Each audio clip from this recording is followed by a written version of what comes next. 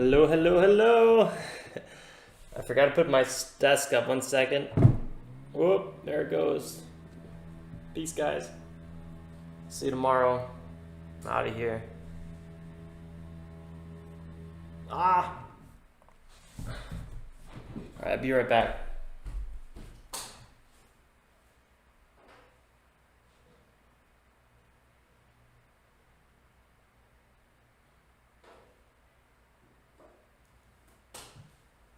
Boom, boom, boom, boom.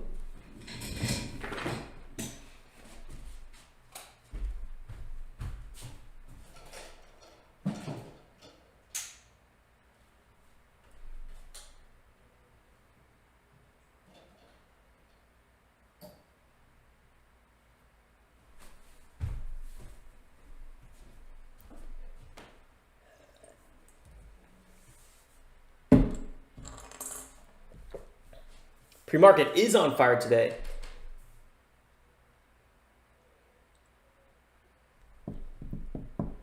Woo, a bunch of questions are just flying in left and right. All right. Let's get started here, guys. First of all, good morning. Welcome back to the live stream, everyone. First, we review the watch list, then we trade the market open every day. Updated the video description a little bit to hopefully make it a little bit easier to find stuff. Hope everyone's feeling good, ready to go. I'm not gonna lie, I broke one of my rules yesterday. I made 4 trades on AESE I should have never made, and I was down I ended the day like down $60, and then, or I ended the live stream down $60, and then I ended the day down like 270 or something. It was ridiculous. It was I haven't traded that after the live streams in probably like a month and a half or so. And this is why, because I traded good setups. Several of my trades were profitable, but I was not quick enough in my head. I was already too tired. So I think a good takeaway is always like, know like your current state of mind. I love trading pre-market because I'm still very fresh. I'll wait till it's gone. I like trading pre-market because I'm really fresh. I like trading the market open because I'm still very fresh. But after the recap video, after a full workday, after yada yada, I'm not trying to be trading when I'm doing a bunch of other stuff and my brain's a little scatterbrained. So guys, I know everyone has their own fights when it comes to trading. For me, that's probably been a big takeaway, is just trade during your peak hours and just, you know, whatever. If you miss an opportunity, it doesn't really matter. All right, guys, let's keep going here. We got another 15. Actually, that's not true. We got like 13 minutes now before the market opens at 9:30. We'll wrap up trading by 11 a.m. Quick reminder, this is for education and entertainment purposes only. My trades are quick and not meant to be followed. Always know yourself while you're entering and exiting a stock. This community, guys, is a place for us to help each other. Please do not spam or you will be put in timeout or kicked. Check the video description below for some FAQs. Let's dive into the watch list. I also try to organize the Discord a little bit more for you guys, but I don't know. It seems like the Discord's a little confusing because people are always commenting in the wrong areas. I'm not sure if that's like a little bit hidden, or like, is it different on my side? I got to log into someone else's Discord and check it out. We'll see what it looks like. But there's stock trading, there's crypto trading, and then there's Heiko's fishing and stuff. And somehow they always get mixed up, but I have yet to figure out why. I just want to quickly show CVAC. I made this trade yesterday. You guys saw in the recap video. I think I made it even live in the recap video. I don't remember. Anyway, we picked some up here, 56.65, and then I sold here pre-market. I thought we were going to see a bit of a cup and handle here, but I don't know. It looked a little bit weaker than I was looking for. Kind of big sellers coming in here. So I got out of this one. Looks like it's kind of popping up again. Either way, I made about 15% on a $2.5 thousand position size. So I'm pretty happy with this trade overall. Like I said, I don't trade IPOs that much, but I really like this $55 zone. I could have picked some more up at like 55 something. But yeah, overall, pretty straightforward trade. We reviewed it quite a bit already twice, so I'm not going to talk about it much more. I just want to let you guys know I did close out my CVAC trade. It could keep going. It could easily see 95. It could break past 100. I don't know. But for me, that's a bit more of a guessing game. What I liked before was decent risk reward, and I feel like that risk reward is a bigger question mark now. So I'm going to take my profits when I have them. So with CVAC, we were able to walk right away with $330 profit. OPGN, I've been trading this one pre-market. We're up 200 bucks on that one. KZIA, some scratches here on this one, and then a small win and a small loss on ANTE. I think honestly, the one I want to be focusing on is OPGN out of the gates.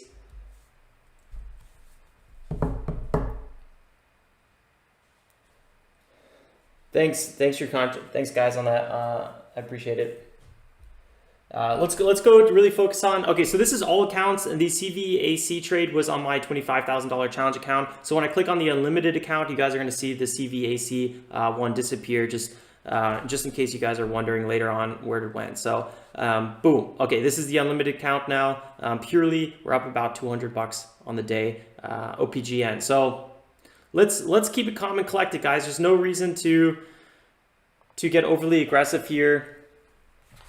I like what we're seeing, so let's keep going.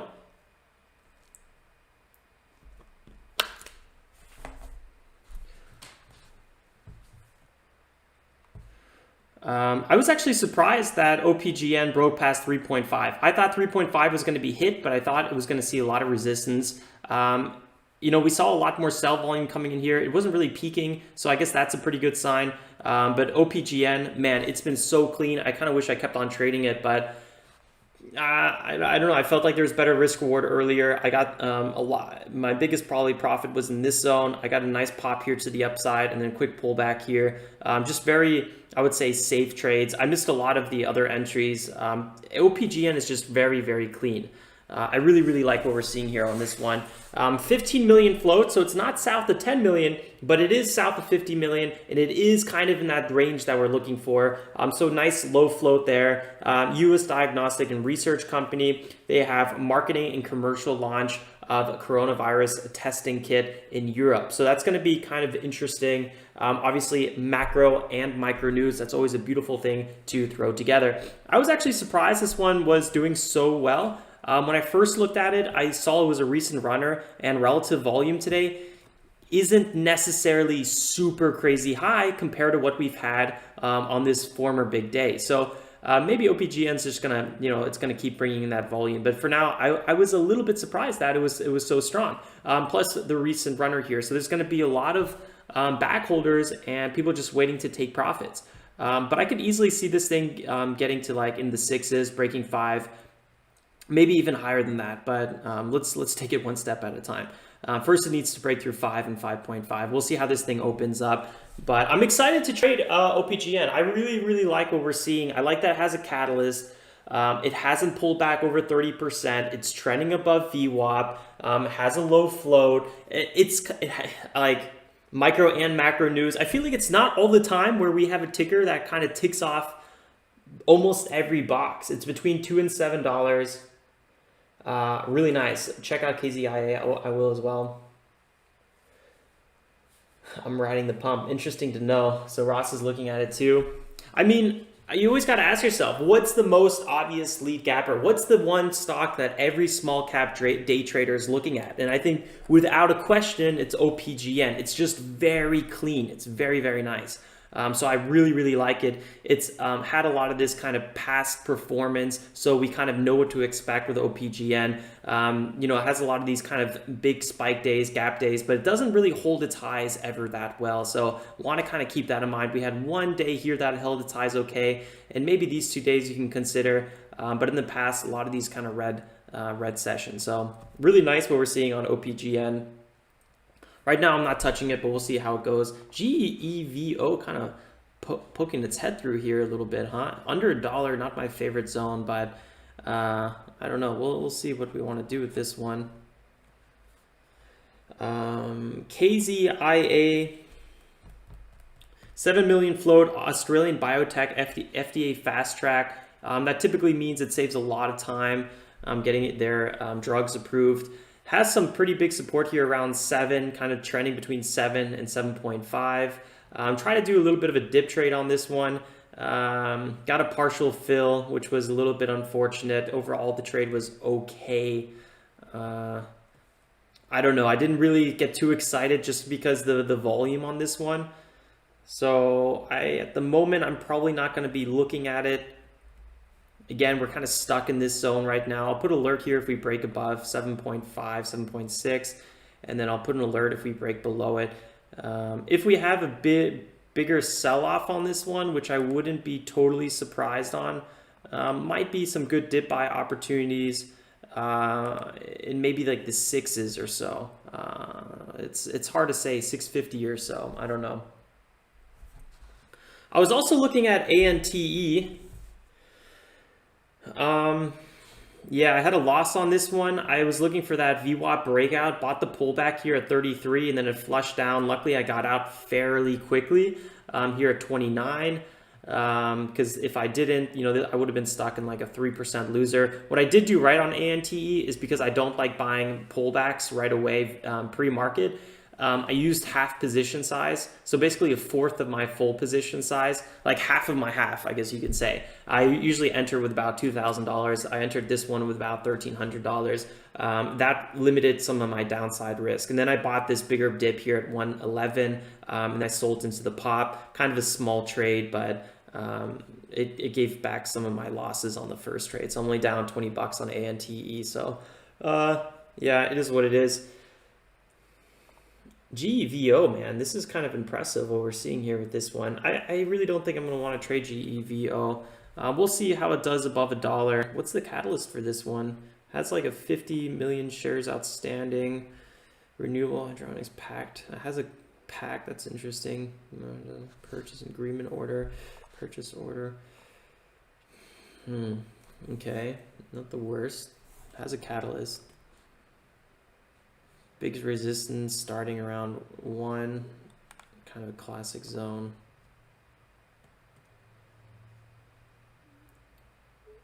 $1.5 is definitely an area to be reckoned with. 1 is a critical zone. And it's kind of like in this 1.27 area. I'm a little bit nervous. So we'll see how this one trades. Break above 1, could see this thing run to maybe like 1.3 fairly quickly. Big volume on this. Really impressive what we're seeing here. Right now, it's actually one of the lead gappers on the day. So GEVO, I might be a little bit biased towards it, but guys, if you feel that this one is better to trade, trade this one. Like, don't just trade what I'm trading just because I'm trading it. Like, everyone has a different strategy. Everyone has a different personality. I'm more of a dip buyer. I like pullbacks. I'm a little bit more of a conservative trader. I hope to get a little bit more aggressive as I gain experience, but you know, some people like breakouts, some people are more aggressive, some people like south of $1. I like between $2 and $7. Everyone's got a different style. So know your style, try to figure out where your strengths and weaknesses are, and just, you know, focus on growing those. I think that's really the best thing to do. So I don't want you thinking just because I'm like GEVO, not something I want to trade, doesn't mean it's not something good to trade. Is AESE done? I don't know. AESE, I don't really want to start trading a stock I'm overly biased towards. Let's look at it really quickly here. I'm not sure if it has a catalyst. Yeah, it does. And then licensing agreement. Okay, it has a catalyst, but it had a huge run yesterday evening. Had a pretty wicked sell-off. Kind of stuck in the 225 zone. I don't know if I'm going to be trading this one. In all honesty, I probably won't. I mean, this was it wasn't really able to hold its highs. I'm just not really sure what play I would be looking for with AESE. What I'm really interested in is really that OPGN. I really like what I'm seeing here. So I think all my eyes are going to be on OPGN. Out of the gates for sure. And then I think on my second screen I'm going to have ANTE.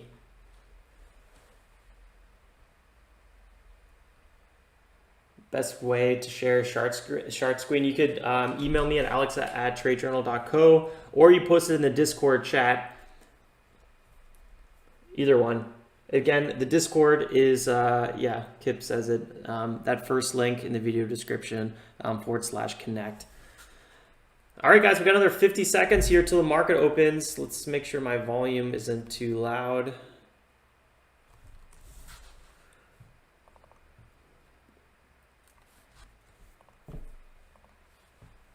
OPGN has a really nasty long-term chart.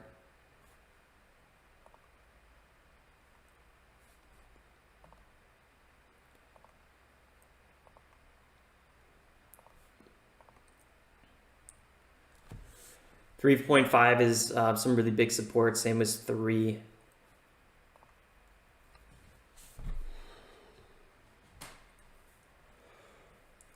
Wouldn't be surprised if VWAP held a little bit here.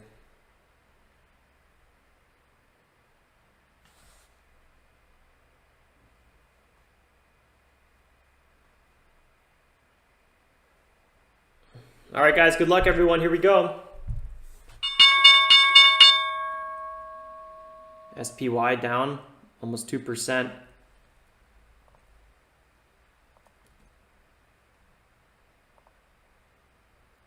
Bit of a stronger sell-off here.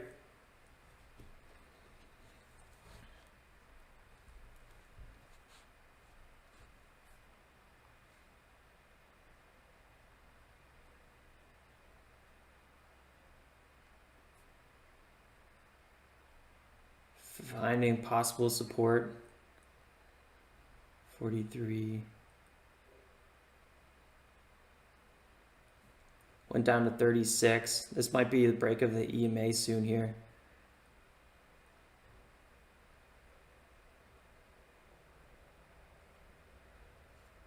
It's had a really nice run. That's why I'm a little bit cautious here with this one now.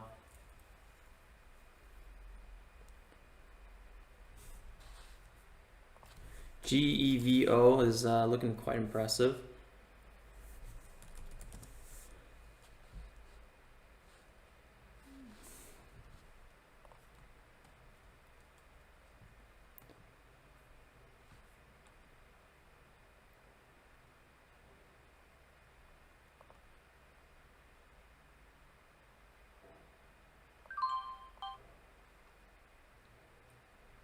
Small entry here at 30. Secondary entry, average price at 3.3.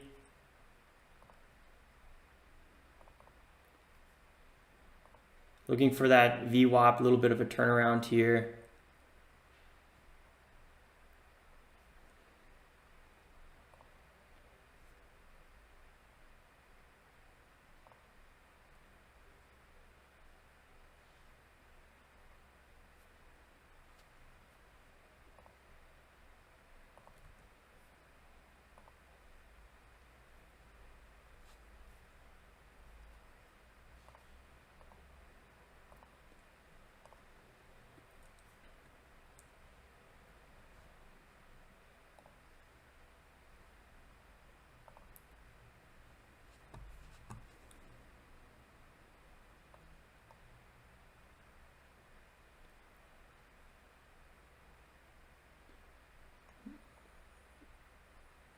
Still selling off.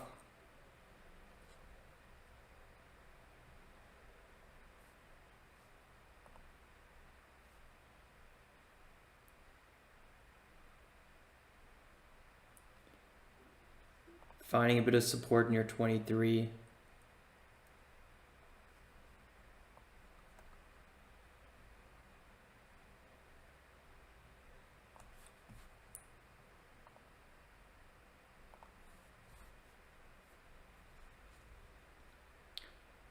VWAP looks to be acting as a bit of resistance now.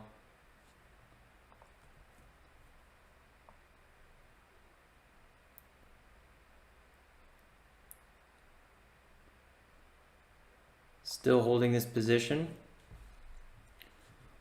Down about 3-4% on this one. 4% is usually where I'm trying to take stops.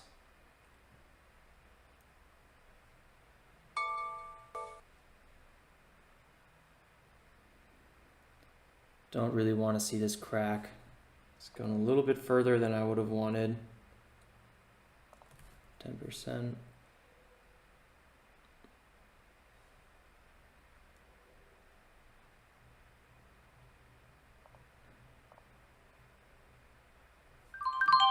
All right, still not a full position size, but I average down here a little bit, looking for one more pop to the upside. Being a little bit more aggressive with this one, mainly because we have quite a bit of a cushion now from pre-market.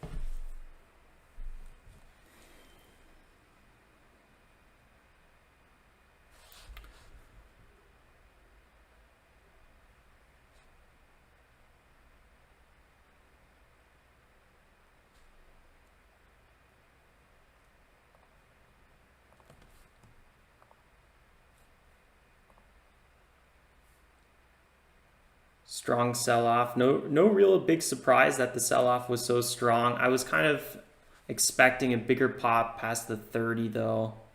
It's probably the only thing that caught me off guard a little bit. Gotta manage my risk here. Don't really want to see that crack of 12. 310. Okay, well, let's think about this here. I'm down about 5%. It's still not really the biggest position to be down, but you know, getting into that max stop territory. Looking to get out pretty much as soon as possible. This is a really strong sell-off. I haven't seen a morning sell-off this strong in quite some time. A little bit unfortunate here. Gave back pretty much all my pre-market profits, so that's just how it goes sometimes. I should have cut my losses quicker. This is a really strong sell-off.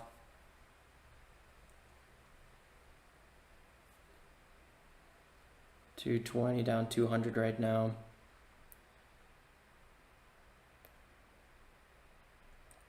Still don't have a full position size. That's kind of allowing me to be a little bit more rational probably. Coming back here a little bit. 310. $3, big support. So what I should have done is close my position at the VWAP. When we failed to hold VWAP, looks like that would have been the right idea. This is roughly where I bought my last 200 shares right here. 9:36 a.m. We crawled pretty quickly above that last candle. That makes me a little bit more bullish.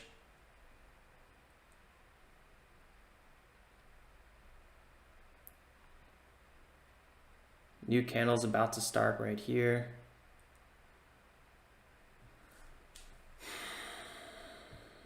$312. Looking for this to break above the 20.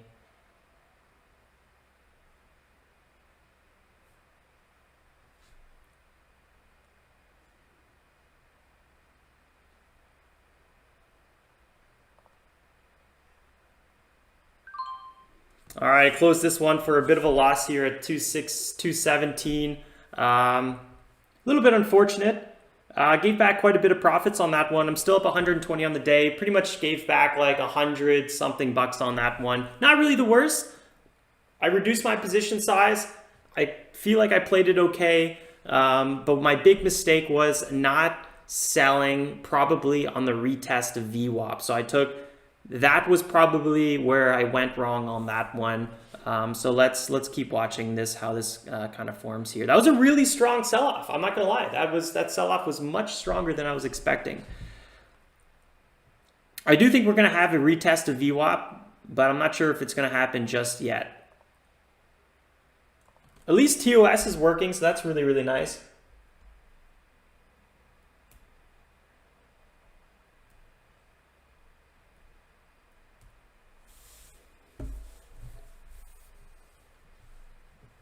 That sell-off was really wicked, huh? I felt like I had a pretty conservative entry, about 8% down from the open, but still not conservative enough, huh? Woo! Luckily, we didn't sell at the perfect low. That makes me feel a little bit better. It is what it is. Some people are saying that TOS is down. It is very slow for me.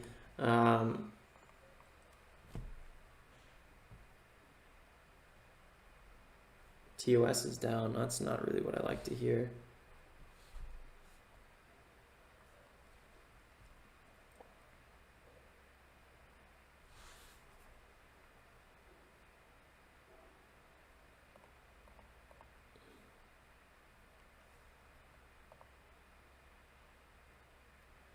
Possible entry in the 2s.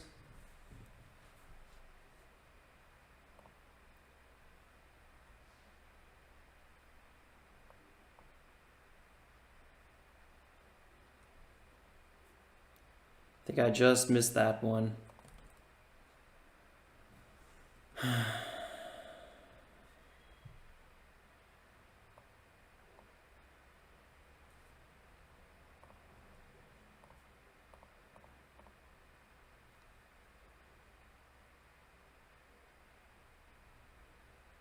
bounce is kind of weak though, for sure. Oh, there goes the buyers. There they go.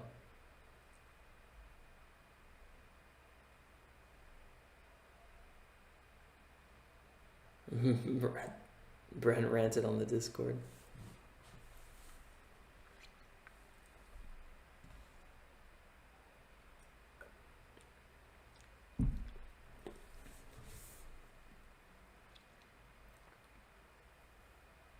So it was good that we got out on that little 9 EMA retest.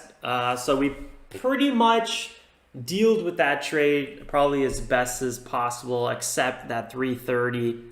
I should have clipped it there when I had the chance. And you know what? Part of me was like, Alex, this is really weak bounce. I'm not really sure why I didn't get out of it as soon as I could have, but it is how it is, guys. Just can't get them all.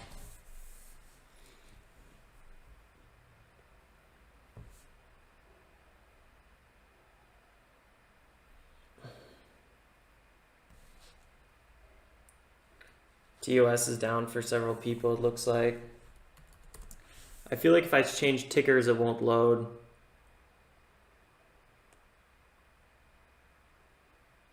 Okay, it's loading. Yeah, good call here, WWR.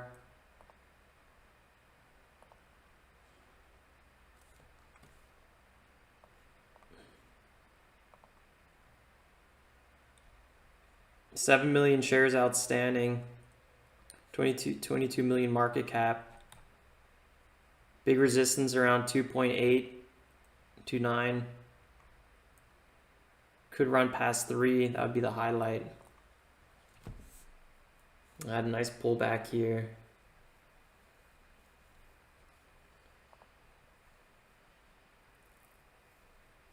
Now it's the start of pilot plant program battery graphite. Oh, that sounds pretty good. It's kind of up a lot on announcing plans though.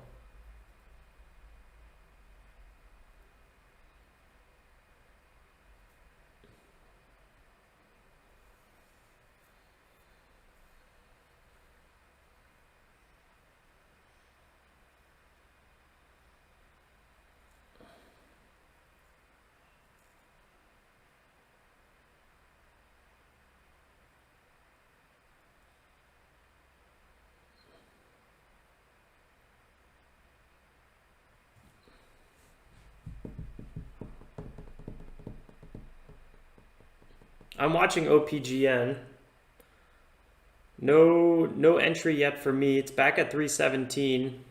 Nice bounce off of 3. I really just missed that one. I gotta say, that was really unfortunate. That was a perfect 6% bounce. We could have easily made our losses back on that bounce alone. Oh well.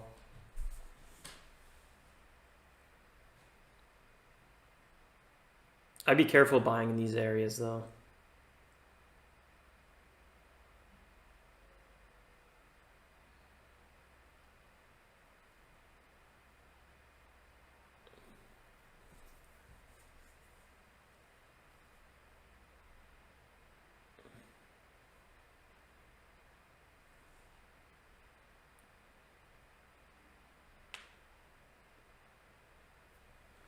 OPGN having a little bit of a dip ski here.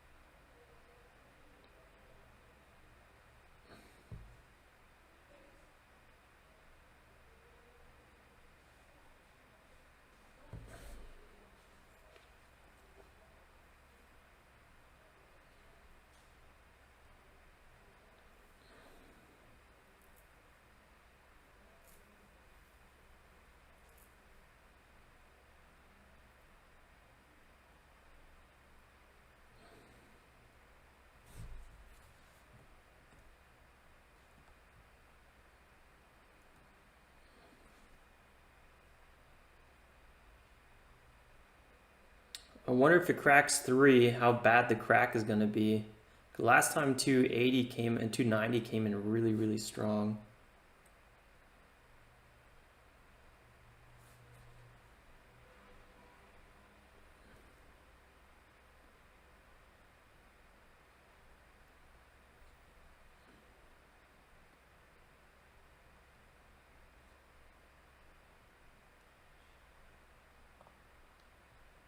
See if I can do a small position at 301.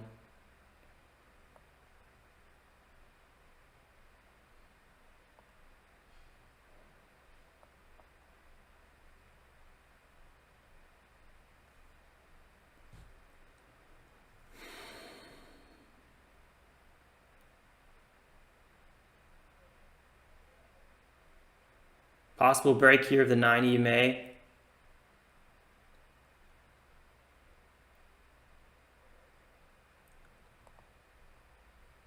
Man, I missed that one again.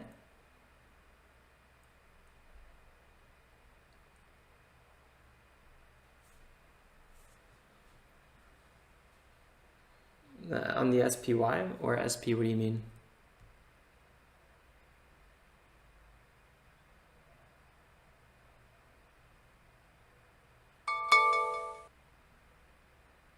AES is at above 220. OPGN looks like it's about to break over 215 or so. Not crazy about it. I would be super nervous for a flush in this zone. Could break back above VWAP though.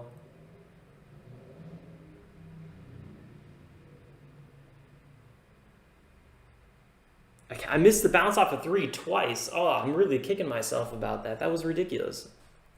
I could be well back into the green because of, oh well. No time to complain. Let's see. What else have we got? Coulda, shoulda, woulda, right?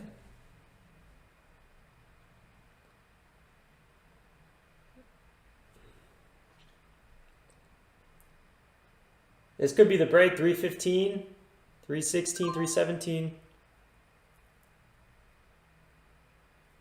Got long XELB. This was the leftover trade. I had to think about that for a second.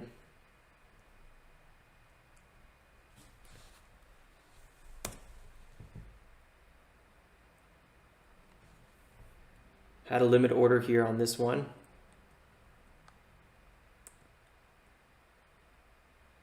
Small position size.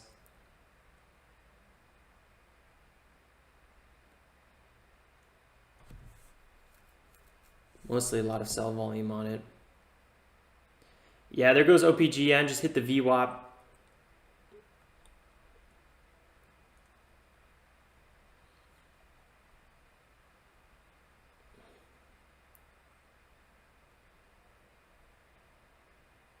Small position size here on this one. Nice break of VWAP. Congrats to anyone riding that one. I was riding it. But I didn't do my second entry on it, so I'm really upset that I didn't fill it.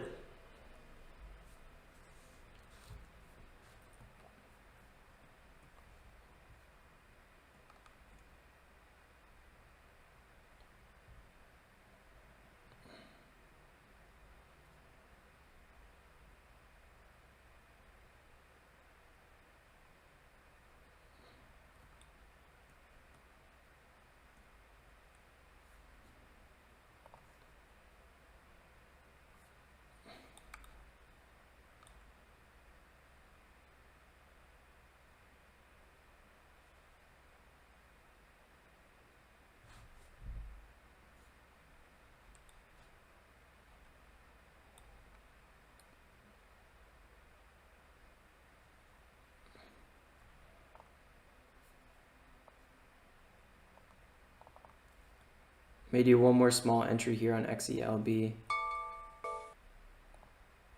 Space is pulling back hard.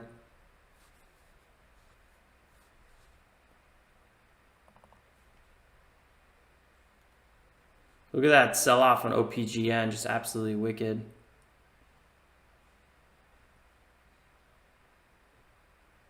Huge sellers on OPGN, guys, watch out.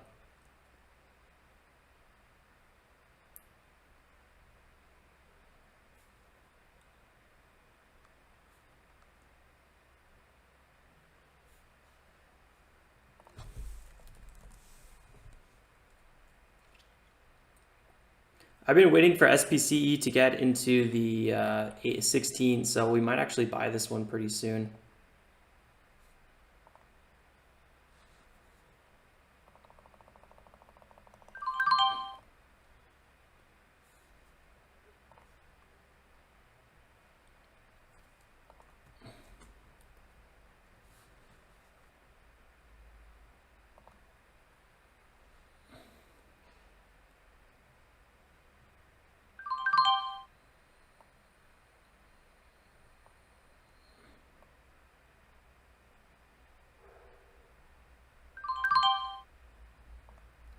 Just entered OPGN.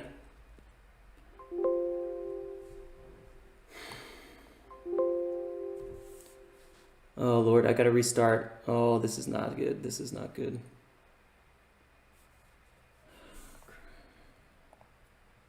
My TOS just went down.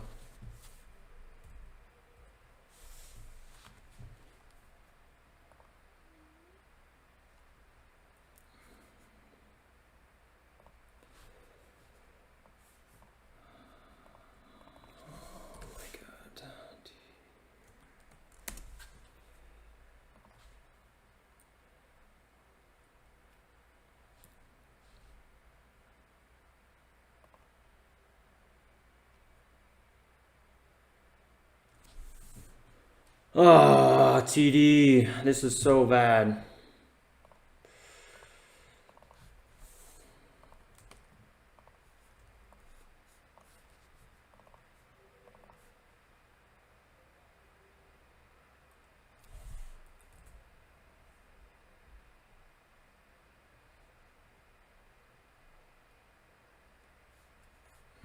One sec.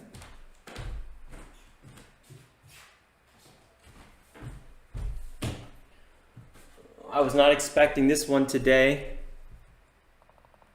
OPGN is selling off a lot right now. I can't even get out.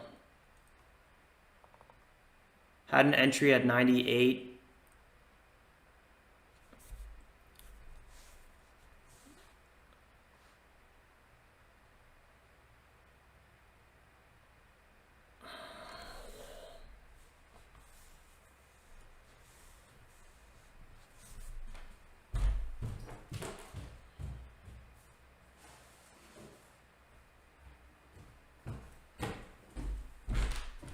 OPGN at 91.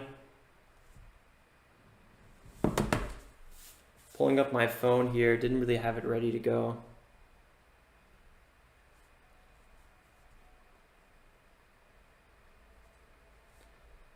I honestly don't even know if I'm going to be bothering trading this the rest of this week. Like,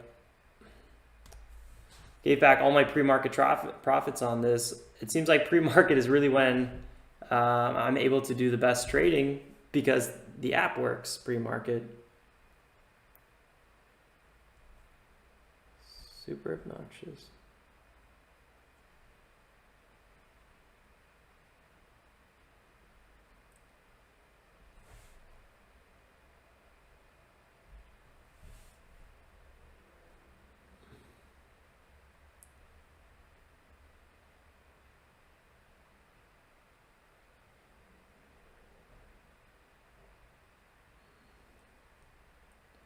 OPGN getting close to $3 again.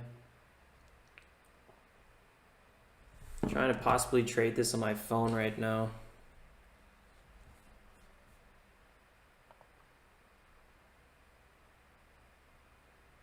This is really late for TOS to stop working. Usually TOS would stop working right away. So I wasn't thinking that TOS was going to have these issues. Come on. Wow, it takes so long to load. Okay, hold on. I have to use my phone. This is ridiculous.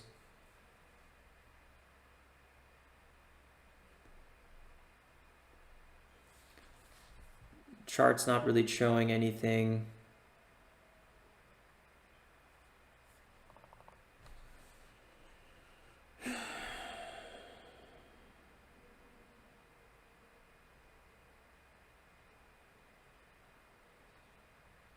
Looking for OPGN to get back above 3, then I would like to close out this position.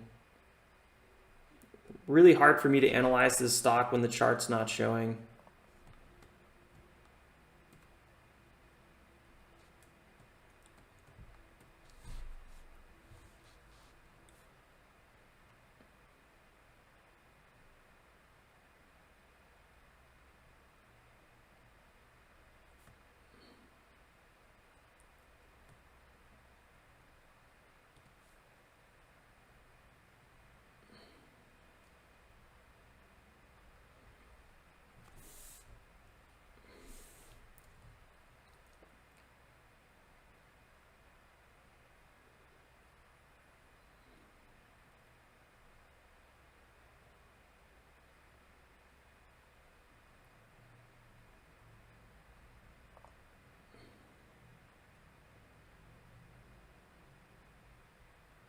All right, so I stopped out here at 92. Wanted to see if we can break back above the EMA. What I liked about it was the sell volume was so low. That's why I actually decided to hold it a little bit longer. Still have some shares long here.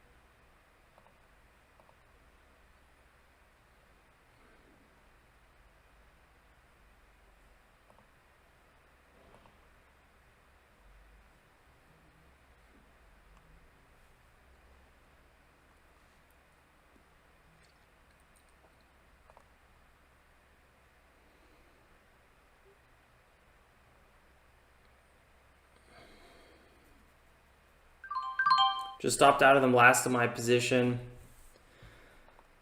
It's a bit frustrating today, really frustrating.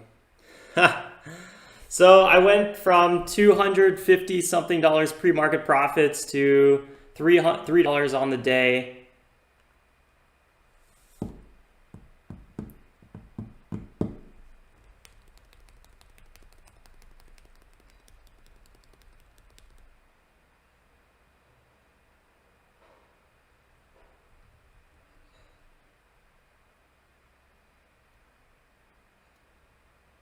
Luckily, we were able to walk away with the CVAC profits.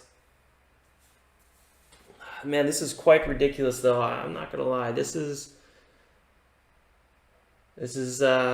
starting to upset me a little bit. Fourth day in a row now, continuous issues. This pretty much so far is my first red week. Because we can't properly trade, so a little frustrating here. We still have our XELB position open here. I'm down about $60 on that one.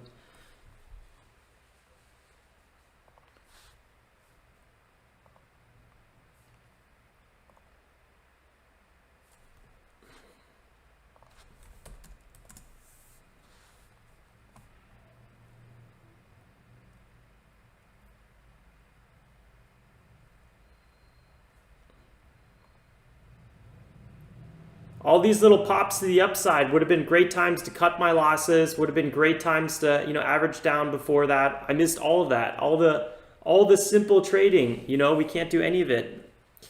Oh man, that is really, really frustrating. It's been a good month, but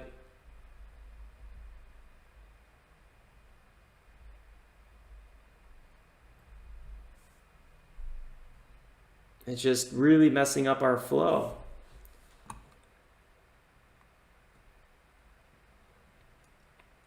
XELB still under $1. Would have considered selling here on that retest, but obviously we couldn't. 5% move. I mean, that was pretty nice. I'm trying to reassess it a little bit here.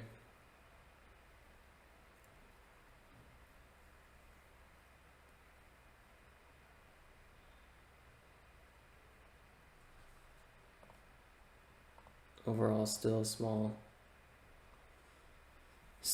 position on this one.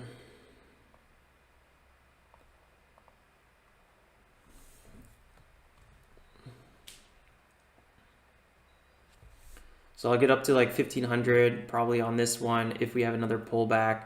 Average down as we're finding some support, and if we don't, I'm gonna have to close this one for a small loss. OPGN back breaking above 3.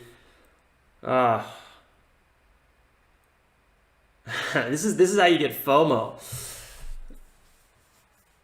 We had such a good entry too. I would have been able to average down like I wanted to, and then we would have settled on a perfect pop to the upside, would have bringing me back green on the day. It's just like so annoying because it's like I know what to do, but I can't do it.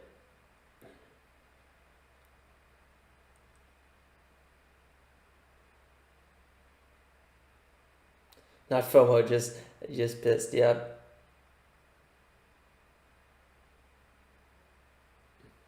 I don't know, guys. The rest of the week, I might only be trading pre-market. So today, I mean tomorrow. I don't know what to say, man. Pre-market is the only time I feel like there's at least no major issues. Until I have Fidelity, until they get my written application, that's going to take, who knows, like a week or 2 or 3. I just don't see having Fidelity set up, and then I have to transfer over money.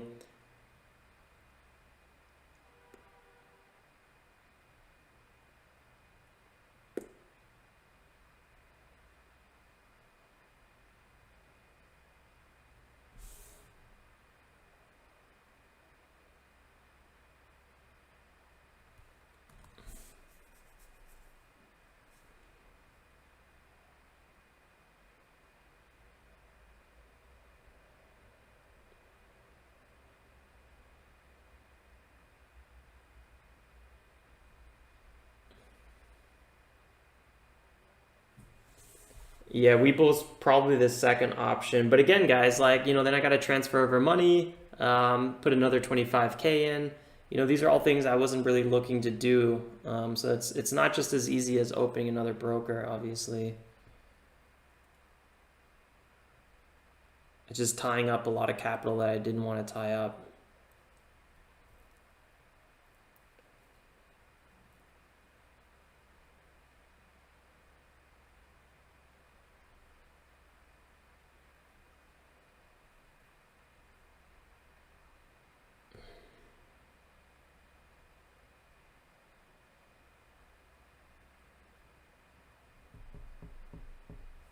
XELB, I might be executed here any second.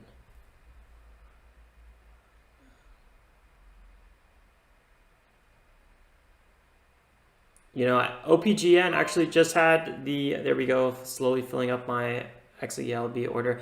OPGN is, had a 5-minute breakout and a 1-minute pullback, actually looked pretty good.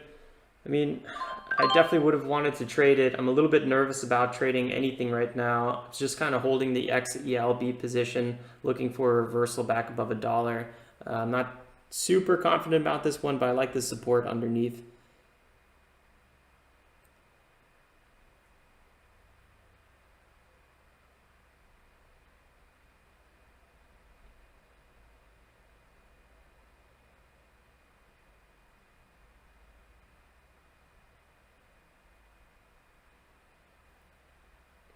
Yeah, BDR is trauma.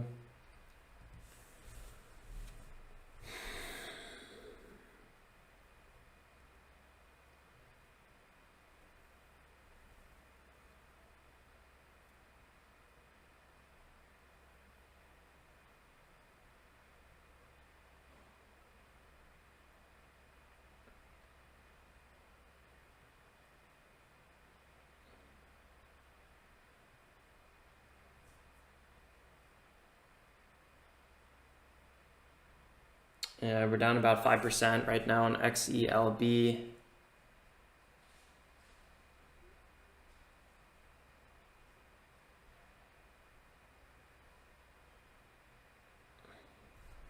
What bothers me also is, like, when we're doing this with like $10,000 position sizes, like, we can't be having these platform mistakes. It just is not an option. I mean, we trade very quickly. That's part of our style. So there's really no place for this, which kind of makes me a little bit worried overall on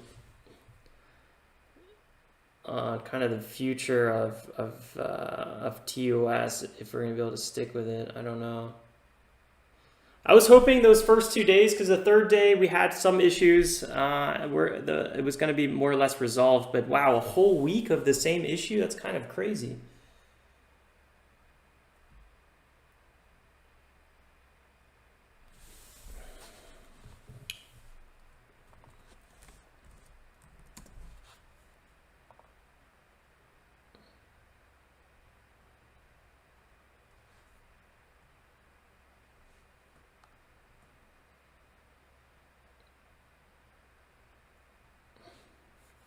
Yeah, so we know XELB has a lot of support around 0.9. It's a little bit lower than I would have wanted this one to probably go. Bigger support here at 95. That's kind of the bigger reason for my entry. And then obviously the dollar zone for my entry was not able to break through the 180 moving average. Big resistance there. So I'll probably be getting out of XELB on some sort of move to the upside. This will be pretty much 100% a loss. So it's pretty much the question on how can we reduce some of the loss here on this one. That's kind of the current question. So we'll just be watching this one a little bit on this screen.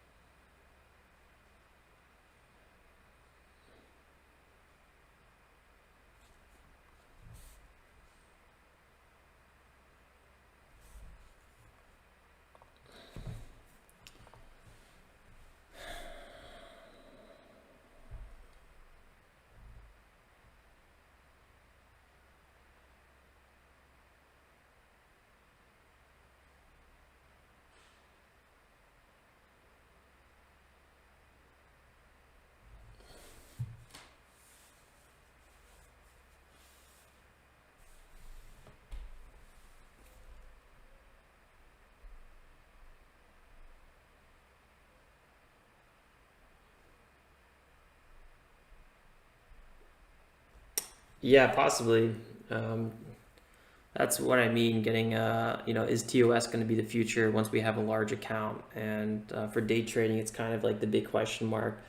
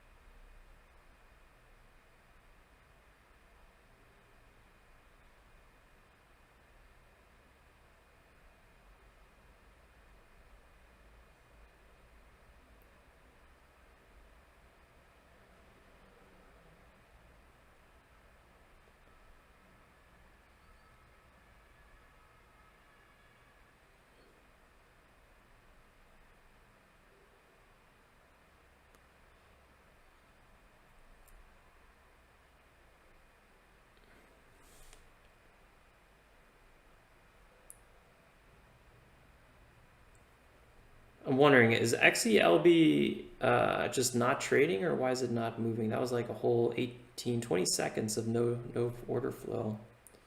Not really what we want to see there.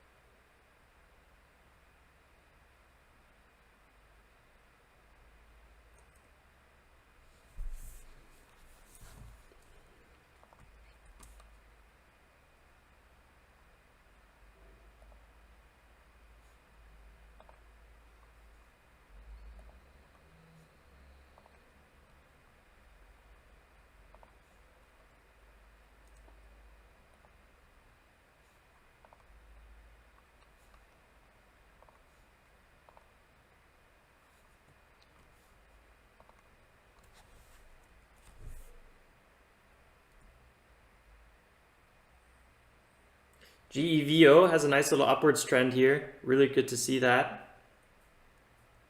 Nice support off of 1, kind of continuing its little trend to the upside.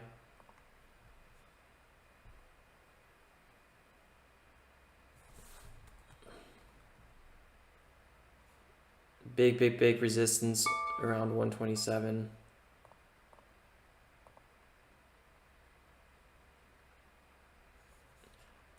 Might be worth picking up GVO if it has a bit of a dip closer to VWAP and then trade it back to the upside. I could really see that being an okay little trade.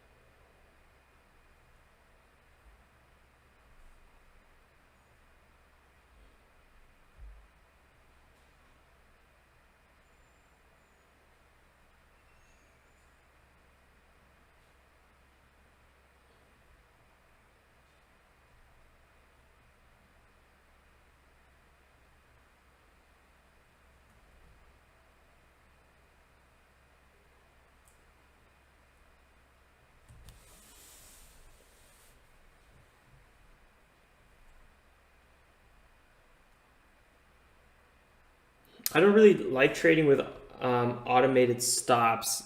It's not really my style, although today it's kind of like one of those things where you don't really have a choice.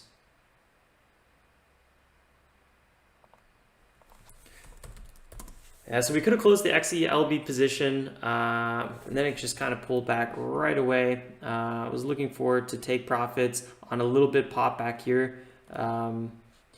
Maybe was a little bit too conservative on looking for a better pop. I think I'm just going to have to close this one for a bit of a loss.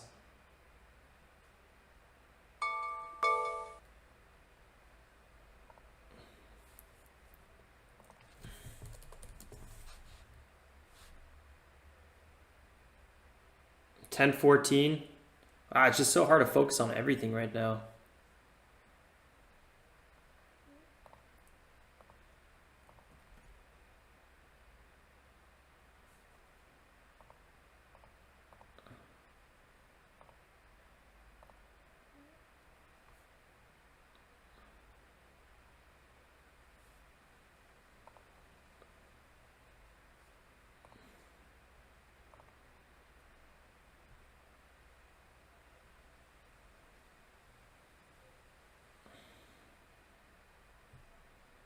Possible entry on GEVO around 105.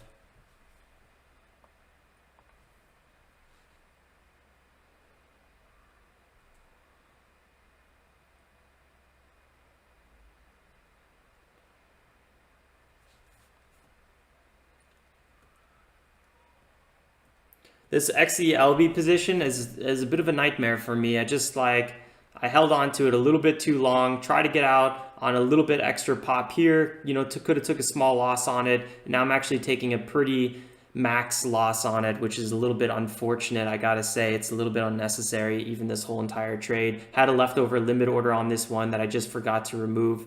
So totally accidental even, making it a little bit worse. To make matters even more annoying with XELB, I'm literally selling at just about perfect support zone. But I got to stay true to my max stop rules. That's how I'm able to avoid, hanging onto bags. So It's always annoying when it kind of turns into that, but it is what it is. So let's see how we can get out of this one.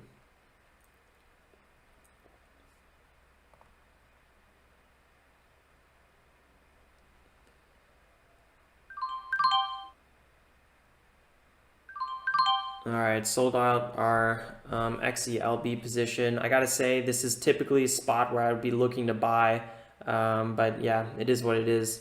Don't want to repeat myself too much, but at the same time, you got to listen to your stops. It's so easy to be like, this is going to go back at one point. Before you know it, 3 days later, you're holding onto a huge bag and you're down 50%. So we're trading small caps here. We're day trading. We're not swing trading, unless we're specifically talking about a swing trade like CVAC this morning. But yeah, just got to cut it. I should have cut this one quicker. That was my big mistake here. But that's also why you can't trade with an app that turns off randomly, because I would have loved to get out on this one a little bit sooner, but we were not able to watch that. GEVO, I think, is really the one worth probably considering at the moment. I wasn't really hot about it, but it found some pretty decent support above $1. So I'm just going to kind of keep watching it. I have it now on my second screen. So if I enter a trade on GVO, I'll be sure to pull it up. But at the moment, I'm just kind of watching it without any major plans. We'll see how VWAP holds for now. OGEN is still, not OGEN, OPGN is still one of my favorite picks today. I just want to see this one form somewhat more of a base.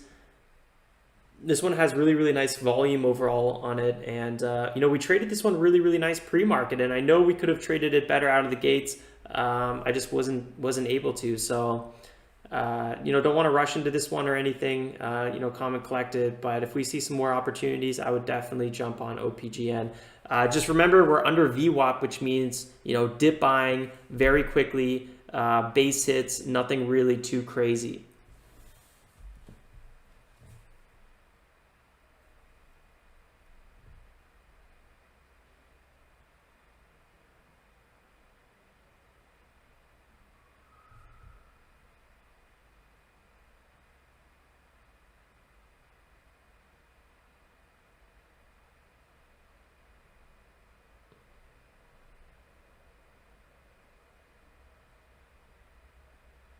Yeah, Cody, I feel you, Cody Tubbs. Oh, man.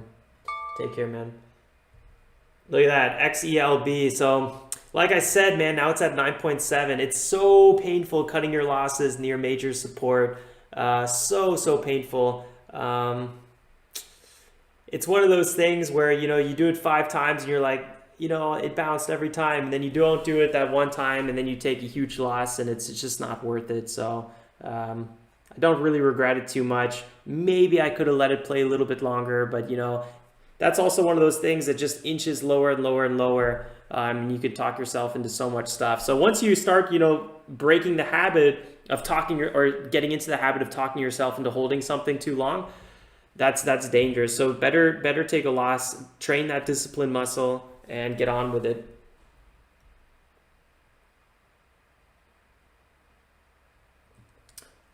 The Airbnb would be nice. IPO would be interesting. Ooh, David.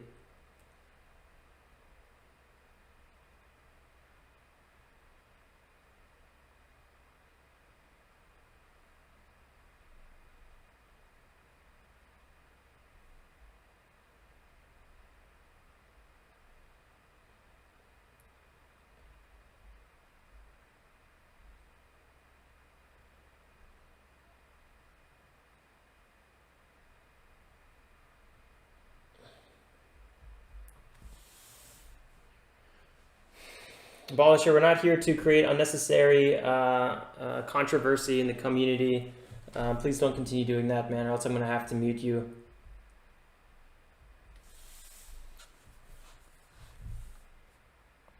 People are on edge enough with this TOS not working, so there's no need to add fuel to the fire.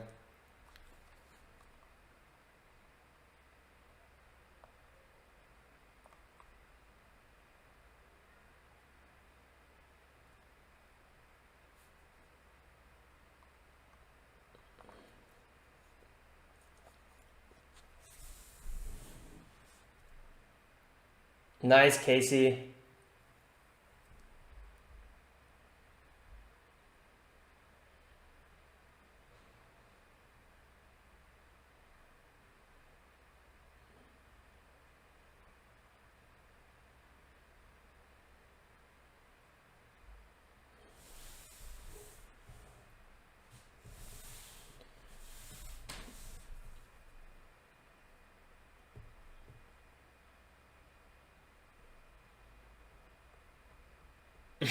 David, just wear a mask. That was all you, friend.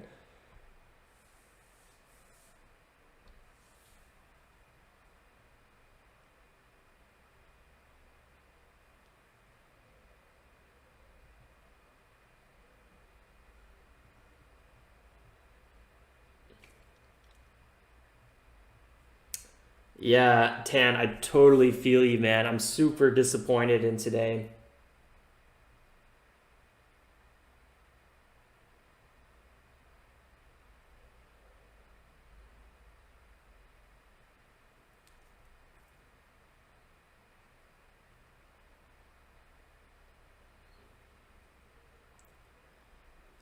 It's so like unnecessary too. I mean, my first loss was one of my biggest ones, and I didn't even really care about it. Like it's whatever. But when you have, when your tool doesn't allow you to do what you do, it's really frustrating. I mean, when you trade, losses are part of the game, so losses don't really upset me ever. It's more of like those really unnecessary losses that you can't control is just like such a bummer. Oh.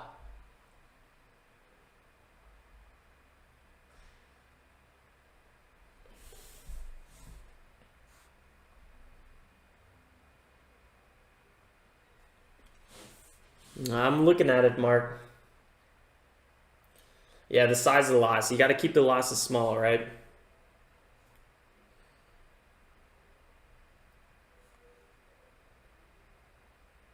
XELB back at 96, man.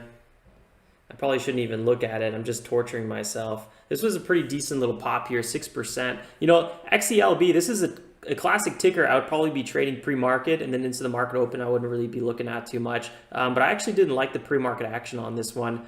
It is what it is what it is. Should have closed it here on this last bump. Yeah, all right. Enough reviewing that one. It's not going to be anything special anymore.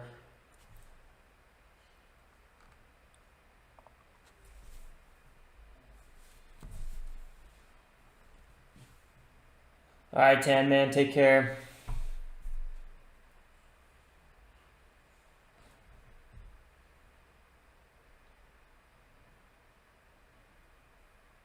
Hop on the Bitcoin miner swing trend.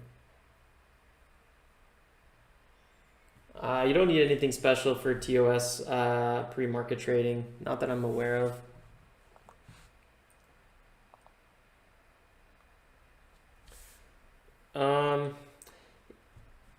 Yeah, maybe I could start live streaming pre-market. It's not like I'm trading the whole time. Sometimes I'll see a good opportunity. I trade for 30 minutes and then I'm out for another hour or something like that. It's I'm not totally sure. I don't know, maybe I'll think about it.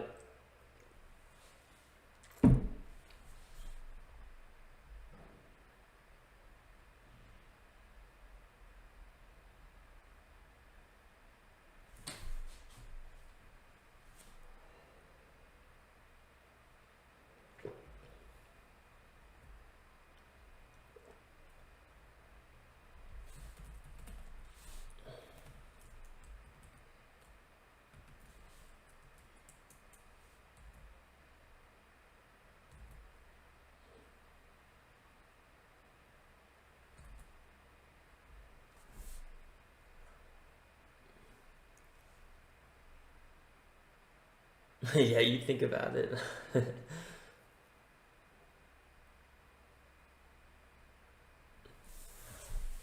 Yeah, I don't know.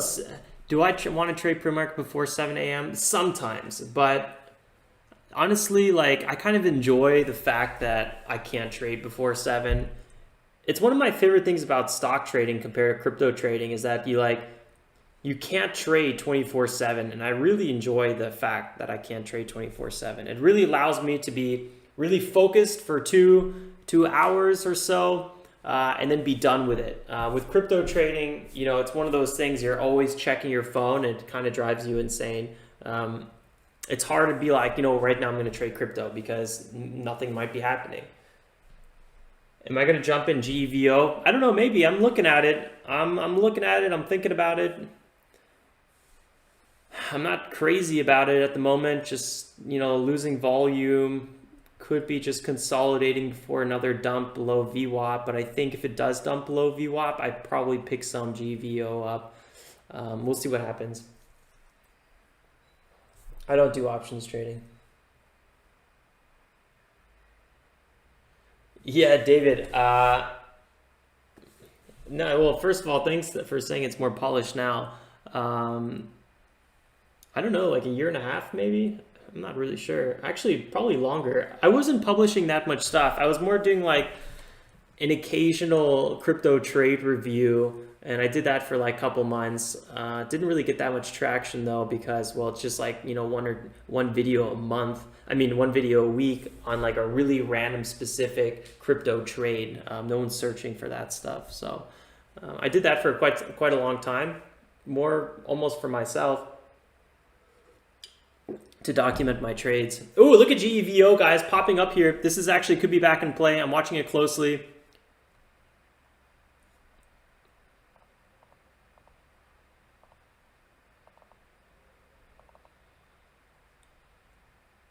They also fixed the decimal places on GEVO.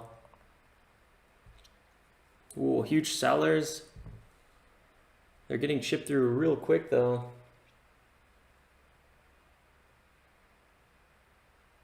Parks and Rec, that's just TOS issues, man. My trades often don't show either for quite some time.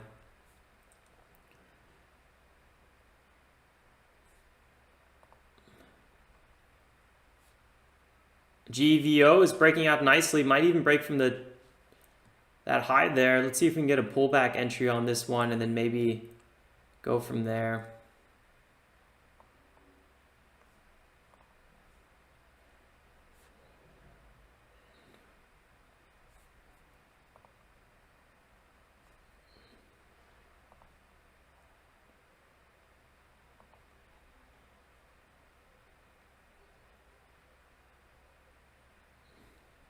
$10.29.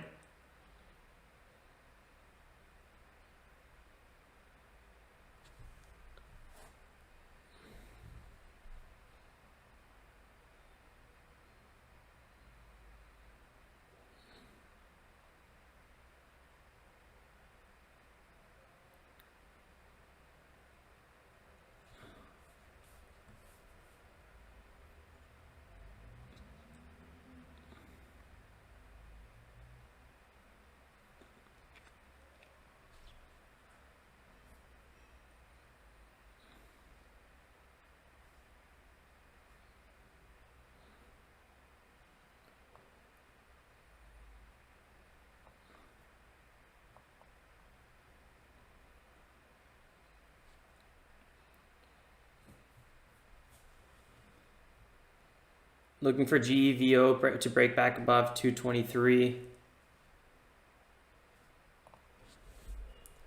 think I just missed my fill there by like a cent. 222. Nice. Congrats to anyone that's on board with this right now. This is actually the exact trade I wanted. Thought we'd have a bigger whip down here.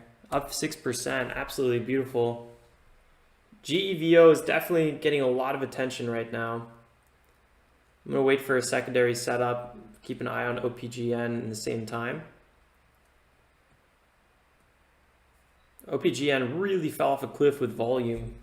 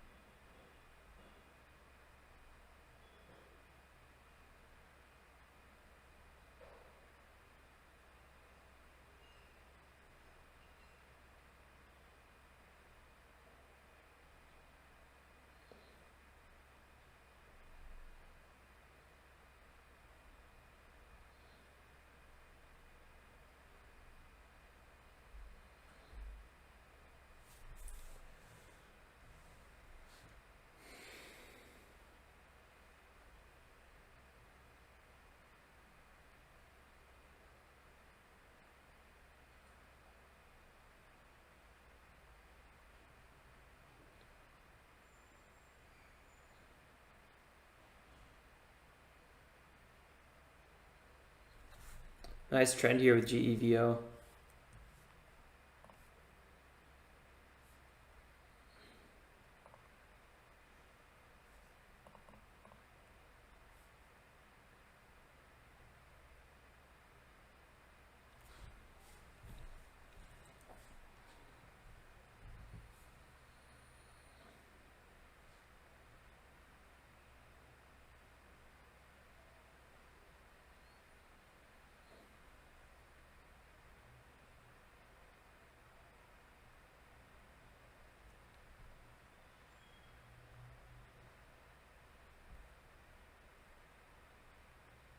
Yeah, I was thinking the same about OPGN.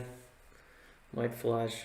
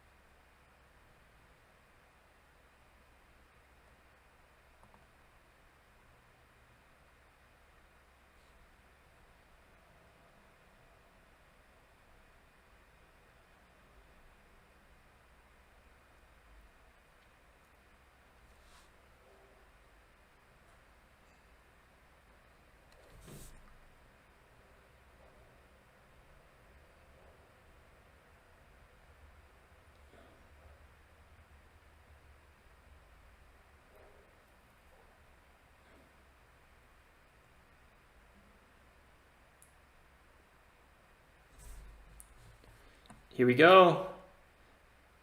225. I'm not long GEVO. No. Wanted the entry at 119. So now I'm a little bit too conservative. That's a little bit unfortunate. XELB is back above $1. God. Well, it is what it is, guys. Is what it is. Look at that. Oh, so painful. I'm going to have to watch this go up 14%. Today could have been a huge green day if, I don't know if, but it could have, should have, would have been, that's for sure.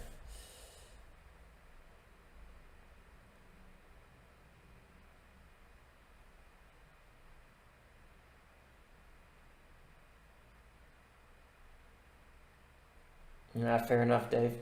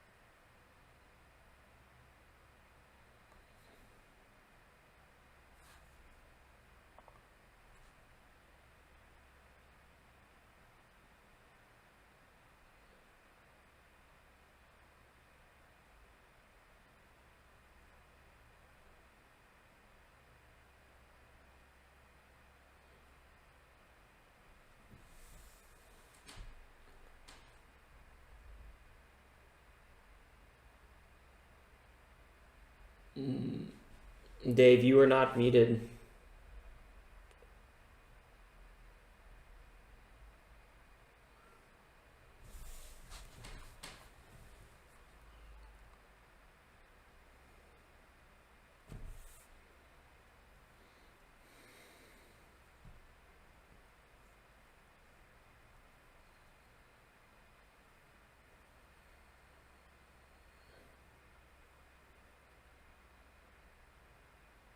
Oh, really? You were?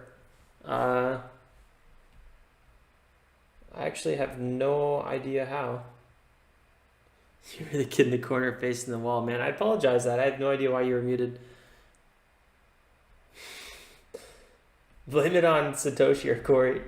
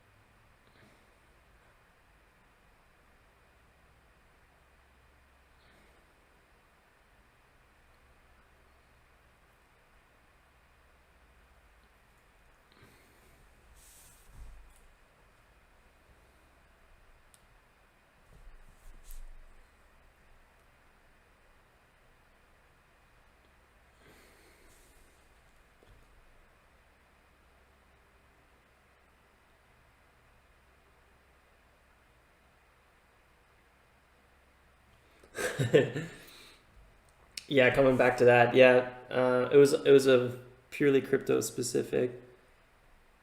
GVO could be pulling back. Possible entry around 115. Let's see what happens.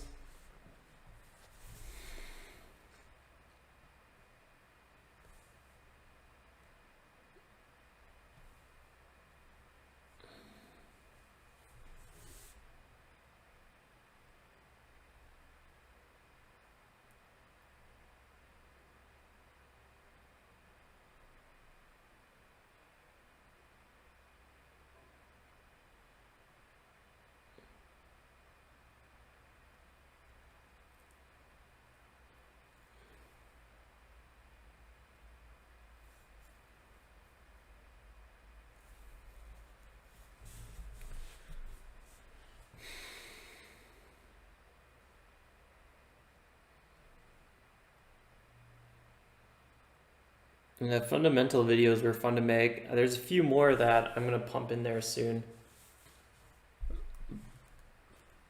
GEVO. Still watching this one. GEVO and OPGN are definitely the two top gappers on the day. I'm surprised AESE is our third gapper. That's not really great signs, I gotta be honest.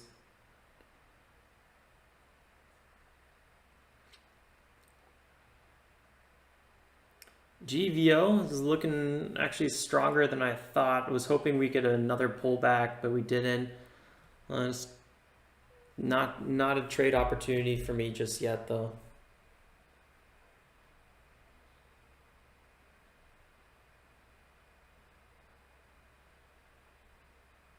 I have more bags in a grocery store.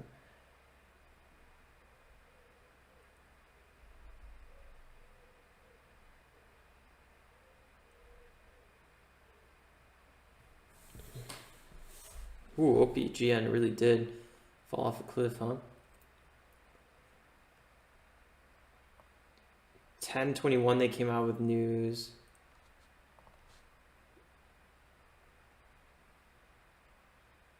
I'm surprised it didn't really do much around 10/21.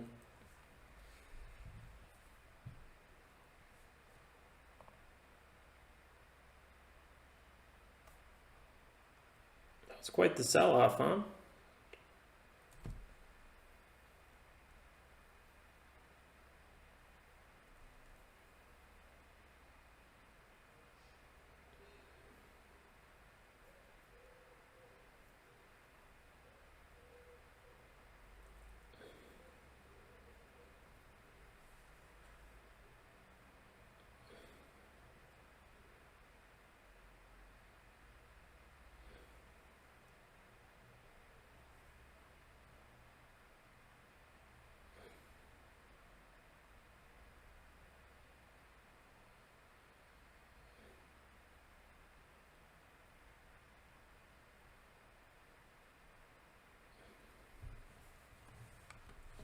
These are really strong sell-offs. Gotta be careful.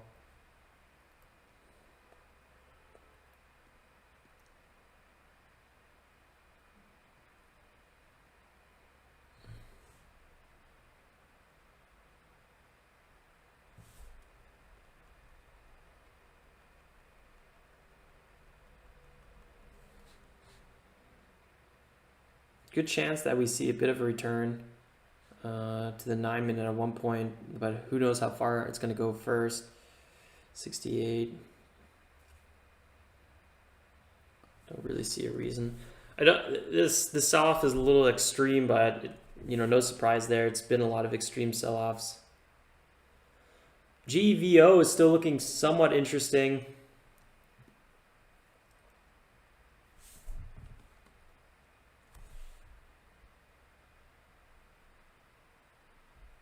No, Jason, don't say that.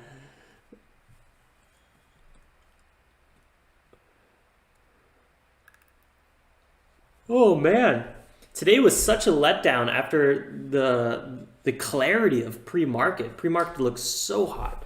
I should have been more careful with OPGN out of the gates because that last little run it had pre-market was just totally unjustified. I felt like it was just too strong. That's what I should have watched out for.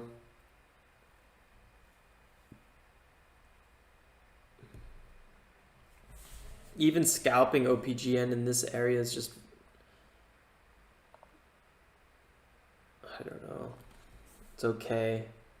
Possible, like, you know, 2%, 3% scalps here and there could be possible, but the risk is a bit harder to manage. Oh, GEVO just had a flush all the way to 112 or 113.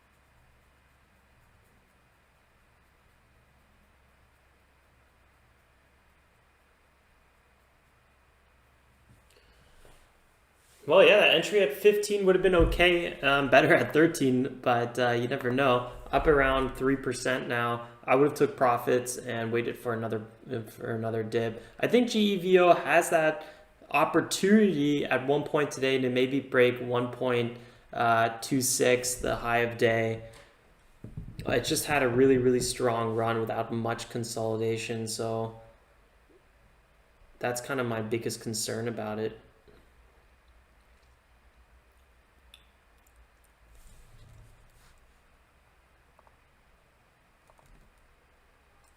I think OPGN is a bit dead to me at the moment.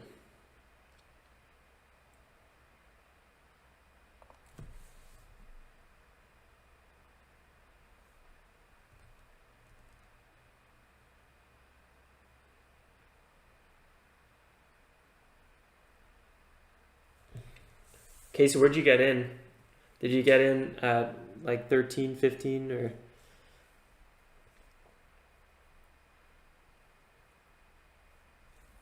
Nice.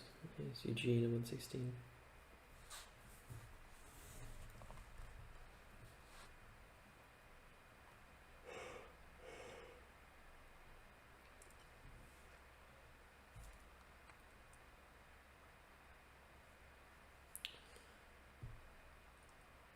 Let's see if GVO can be a bit of a base here around 113 or so, maybe 110. We've had a lot of tops and bottoms in this area, maybe even down to 109.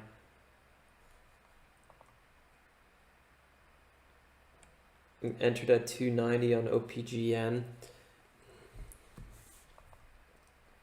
Honestly, it's got a lot of sell pressure here. It's coming towards bigger support around 2.5.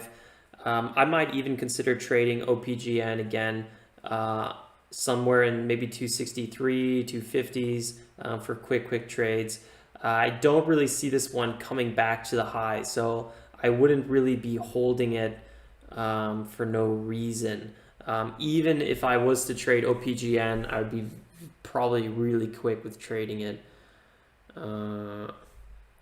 This ticker is not really known for holding its highs too well.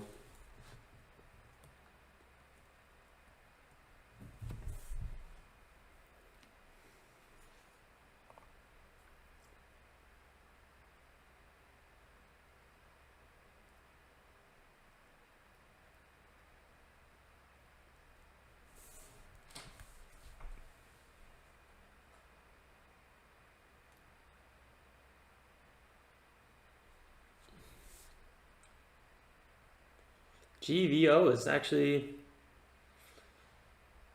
doesn't look like it's trying to go to VWAP just yet.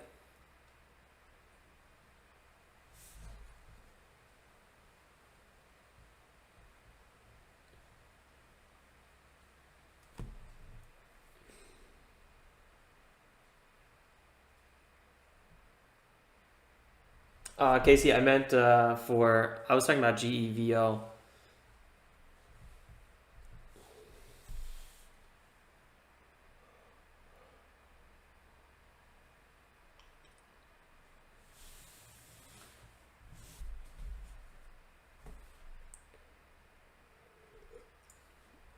I can't believe pre-market was so nice and then it got so just destroyed. Today there's probably a really good chance that there's going to be an afternoon runner or kind of a late day runner. I really wouldn't be surprised because with this kind of open, I mean, this is a really bad open. So there's got to be something just getting ready to buzz its way into the spotlight.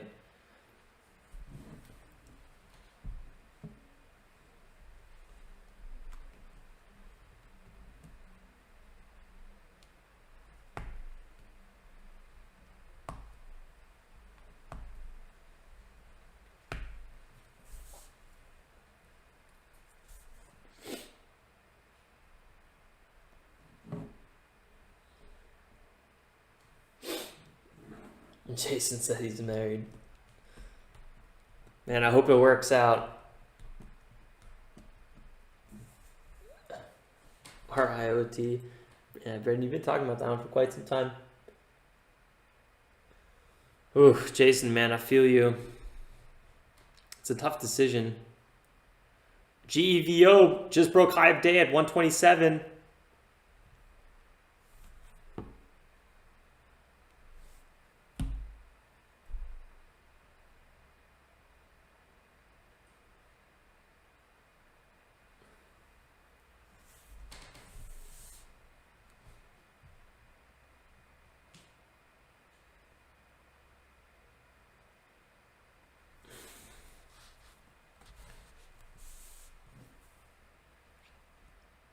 $10.50. I'm not crazy about how GEVO trades. I think that's my biggest problem with it. What's RKT doing?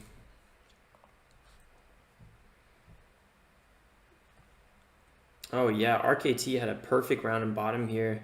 This is actually a bit of a cup and handle possibly forming. Nice little momentum here to the upside. Here's the cup. Handle could be, if we break to 25, have a reversal here to 23 or even 22 or even actually like 21 based on what's allowed for cup and handle, and then a continuation past 25. This could be a pretty nice move overall with RKT.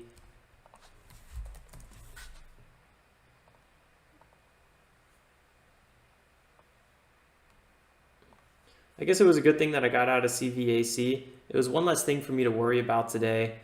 And it looks like, we sold off, we popped back up. Would have been a bit of a roller coaster. Who knows what kind of position I would have got out on.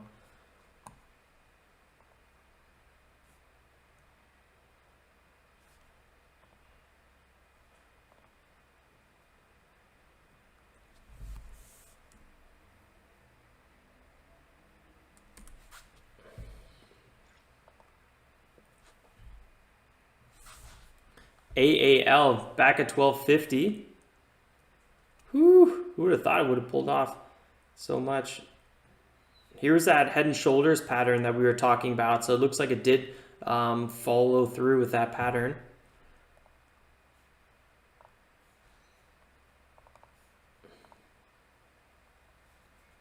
We have the 180 tick moving average acting as possible support.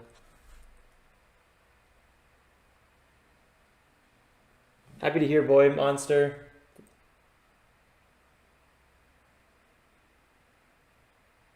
Nice, Edgar.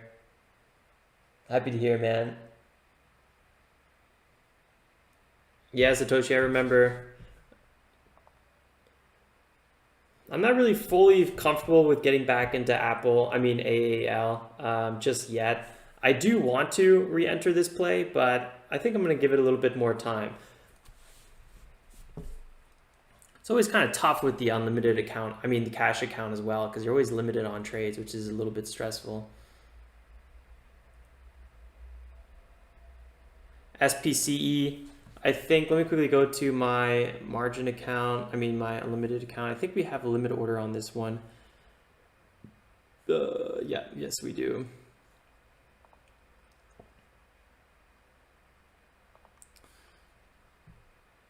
So we might be picking up some of this bad boy pretty soon here. GEVO looks pretty good, guys. It's breaking higher, had a quick pullback. Now it might break even back above 130. Let's see what happens here. Looks really good. I'm kind of feeling like I might be done with day trading for today.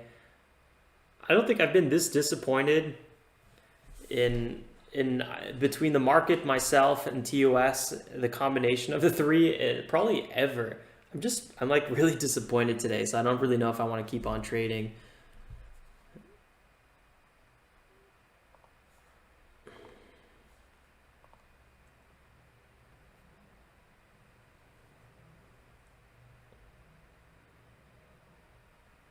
Yeah, Jared, for sure. What I like about space is the fact that this $16.50 zone has been acting as support many, many times, and I think we'll get at least a little bit of a pop on it.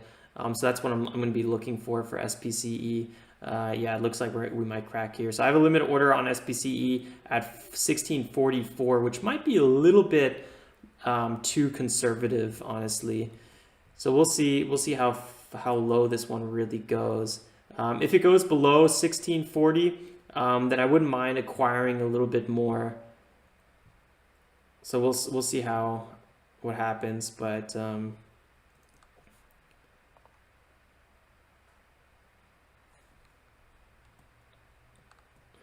like the range we're in for sure. Too much love heard on the street.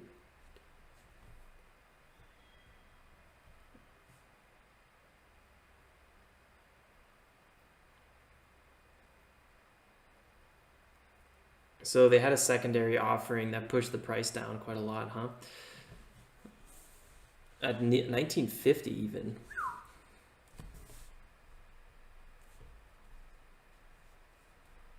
Yeah, they're going to be probably raising cash all the time. Maybe they did an offering here. Yeah.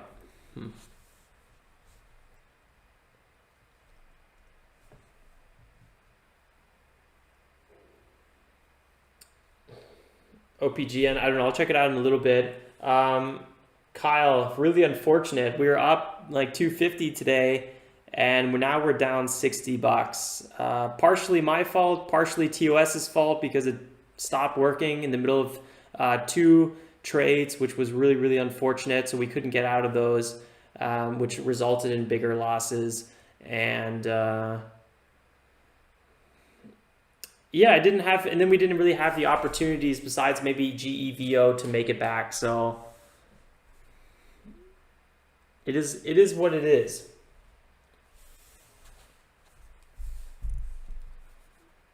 Kodak, we could look at that one as well. Kodak is always having these really bad articles coming out about it, which makes me quite unenthusiastic for trading Kodak.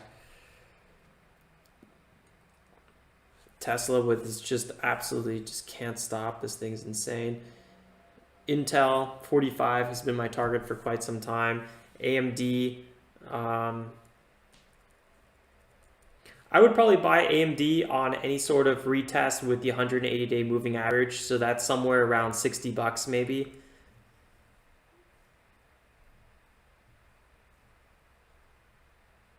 APL is a little too high for me at the moment. NKLA. Yeah, missed opportunity. ADT. I really like the bounce off 11. I did miss that entry though. RKT, we took profits on this one already. RCL. I like these guys more than Carnival Cruise Lines, but still not really a trade for me anymore. Carnival Cruise Lines at 14 was my original idea, but I actually removed that limit order. I'm not sure if it was a good idea or not, but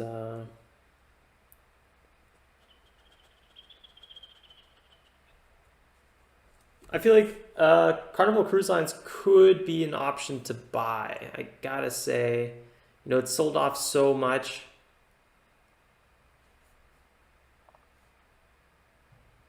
We're starting to have a little bit more buy momentum coming in on this one.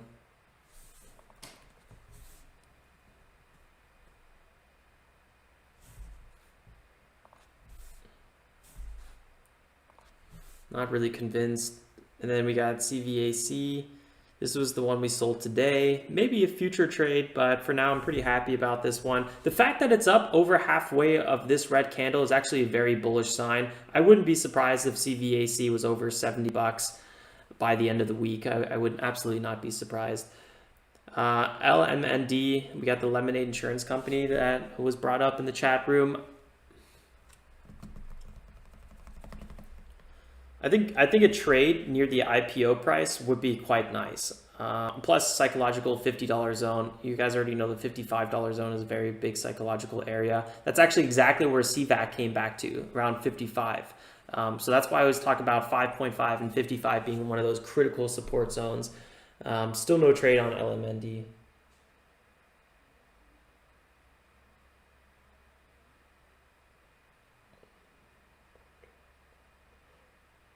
Boy Monster is asking, do I sell 1-to-1 Montor? I'm not sure what you mean by that, to be honest.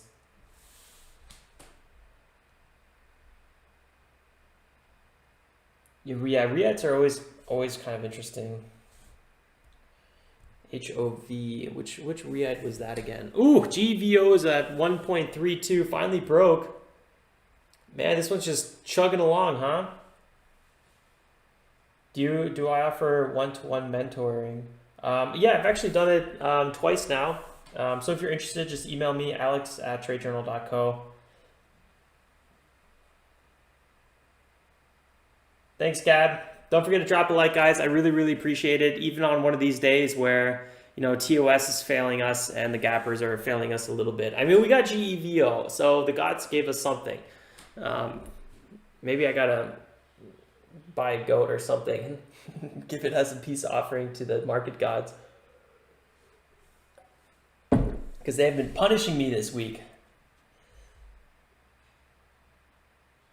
Yeah, Shrikant, I feel the same way about GVO. I feel like I'm FOMOing around with it too much, and I'm gonna finally get into it, and then I'm just gonna end up with a flush, and any money I make on it, I feel like I will be more upset than I don't know. I'll be more upset with money I lose than money I make. So I just don't even feel like it's a proper trade anymore for me. Again, guys, it could be great. It could keep going. Do whatever you feel like is right.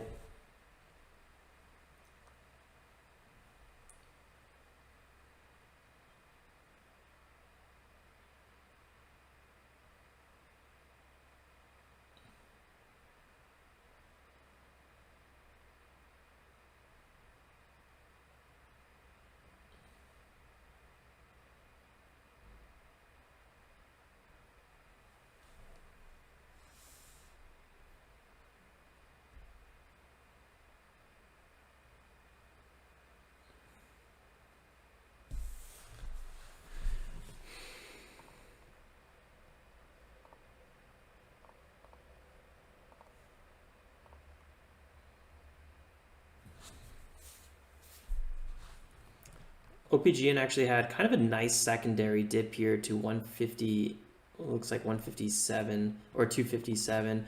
The bounces are just really weak on it, showing that it's clearly on a big time downwards trend. That's kind of big reason I haven't really been looking at it anymore.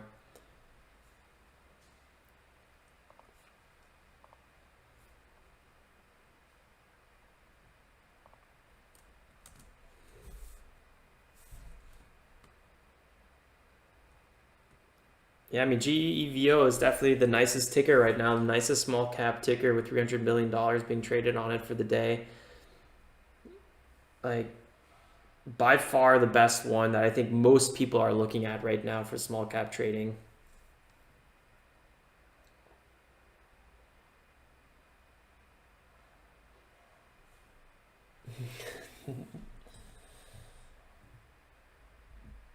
Abolisher was just put on timeout.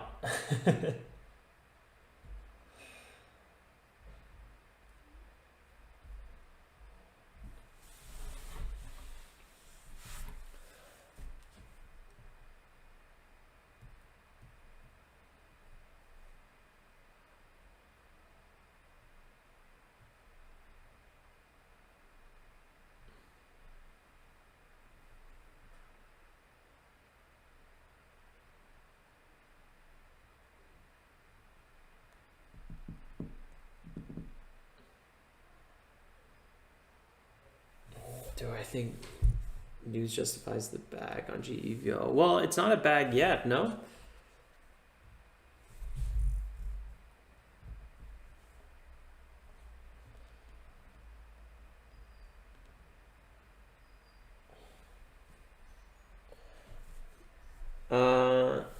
Abolisher. No, Satoshi, APA.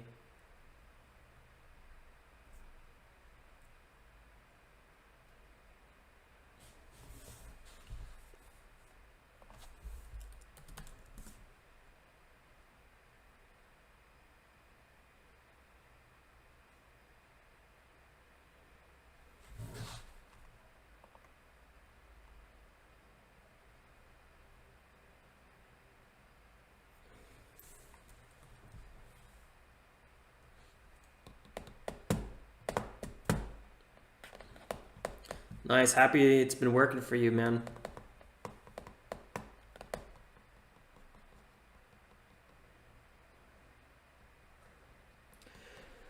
Tommy, good question. How is it working for me that I'm hiding my daily P&L up here? Well, honestly, this was supposed to be the trial week, but we have had not one day this week of uninterrupted trading due to TOS. So I couldn't really say if it's been working for me or not.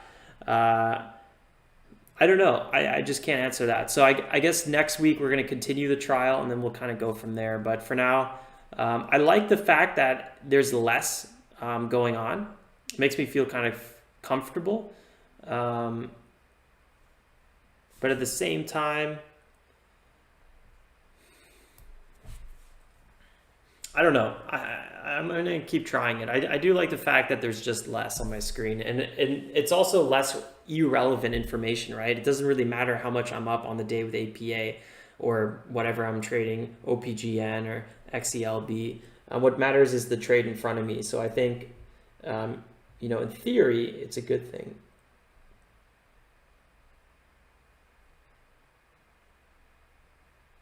Keep an eye for AAL coming back down. Yeah, that's what I'm waiting for, AAL to come back down.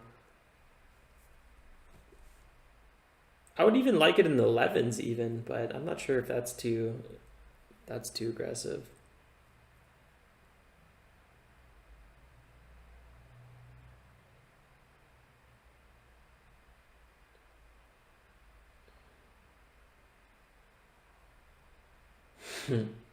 Brent, maybe.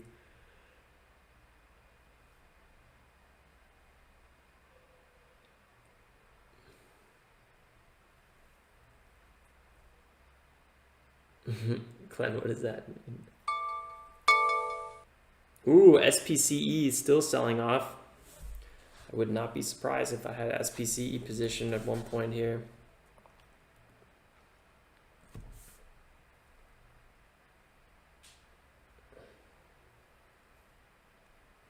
GEVO now at 1.4, really, really nice. Just keeps chugging along. Good to see this one. This one actually might have a blow off top soon here. It's really gaining some steam. 142.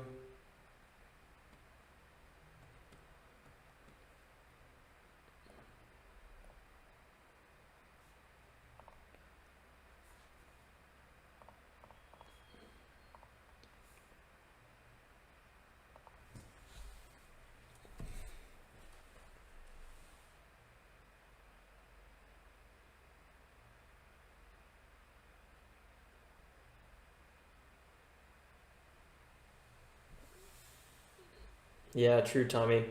Yeah, we'll see how it goes. I'll give it another week for sure.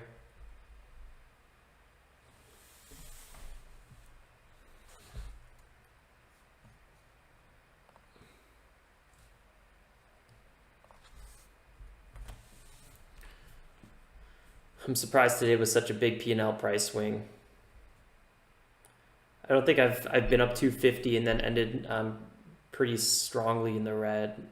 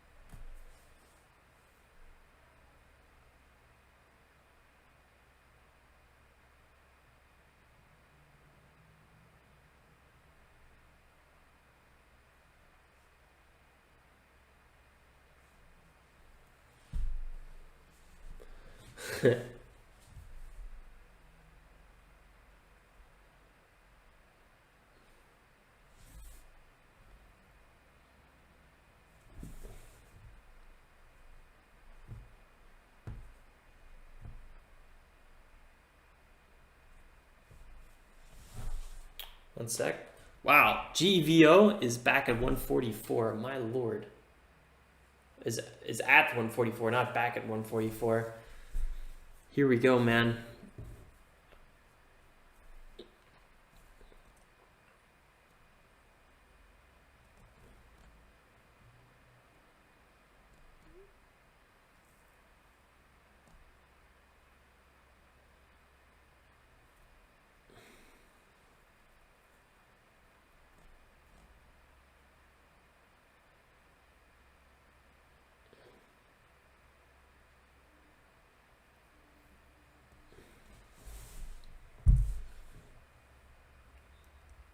I'd be ready for that blow off top.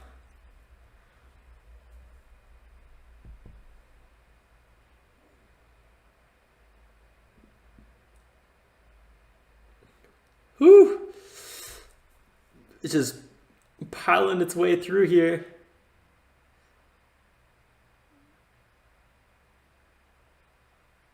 Six big green 5-minute candles in a row. 146. It's that next level. Still looks good.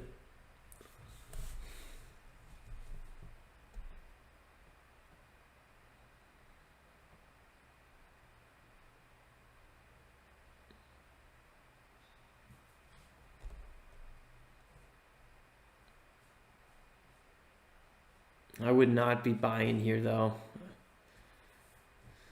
This could just be a pullback. Let's see what happens. 145. Looks like support came in right away. It's got to break. Boom! New high just now. 147.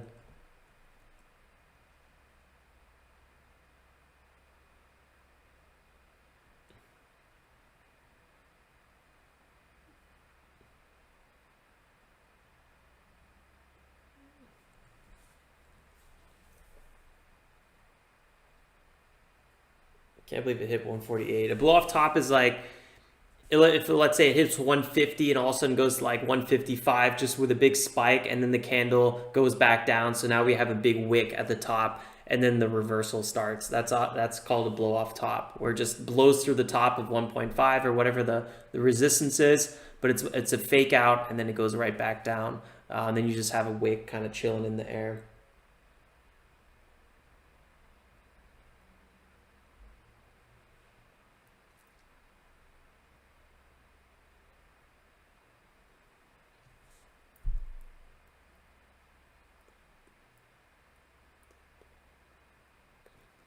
Yeah, it'd be fun doing a bit more collaboration streams. Definitely when I meet up with Heiko, he'll be running around in the stream. GEVO.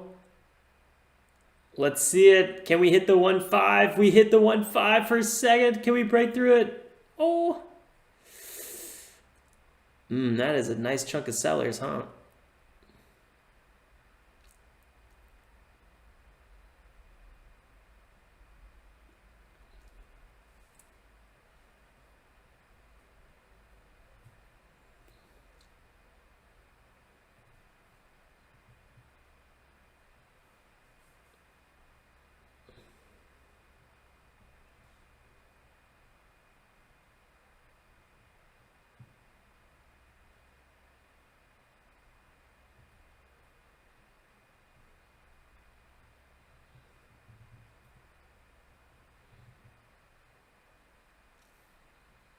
That might be it.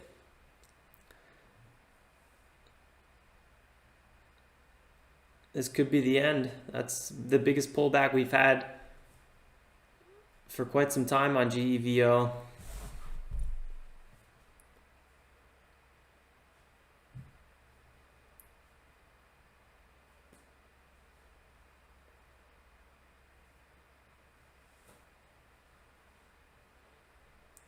Why 153, Satoshi?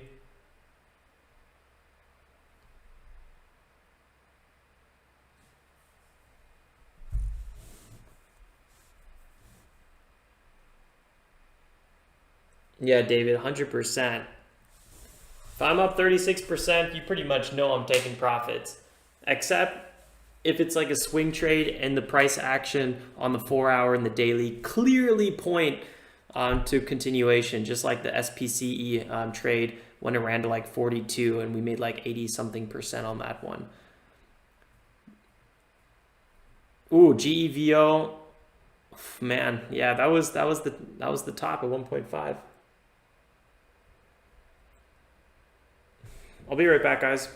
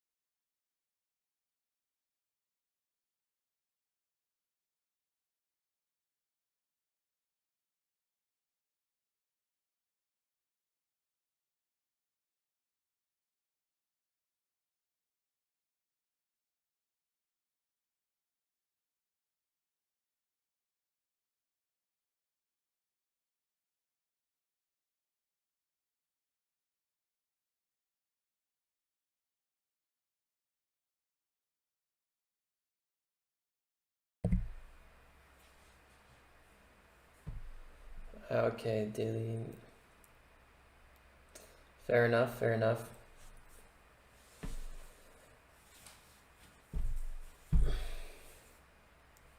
Yeah, I think I'm gonna actually make a video on building up a new, just for YouTube, a crypto portfolio. I think it'd be good fun to watch.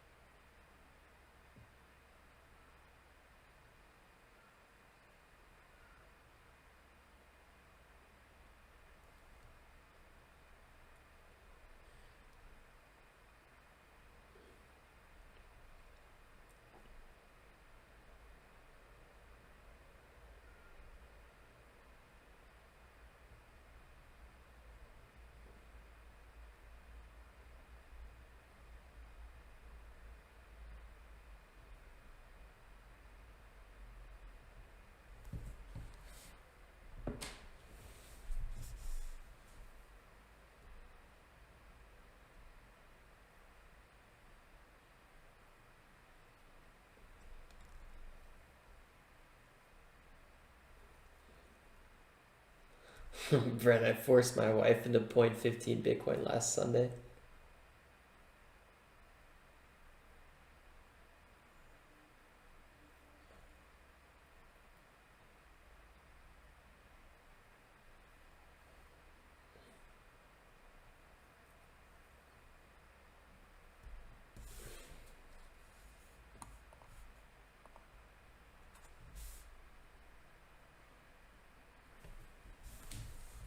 My alert didn't go off in OPGN. I was looking for a dip under the 150s. That's actually where I was looking to buy.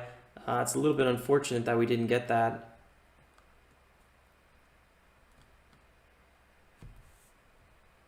Very low volume on this one, so I really wouldn't want to be playing around with fire.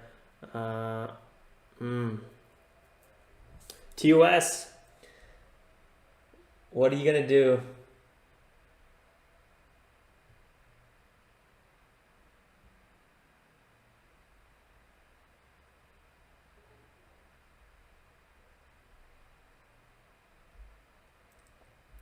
I don't know, Constantine. What I like about Bitcoin, I use it for my business all the time. We pay a lot of our affiliates and partners all over the world, and it's just, it's quicker, faster, and cheaper than any other payment method in the world. So it's quite nice. Like if you ever try to send, money to a random country that doesn't allow PayPal, or PayPal doesn't exist, then you have to use Western Union, or you have to do a wire. All these options are very, very expensive.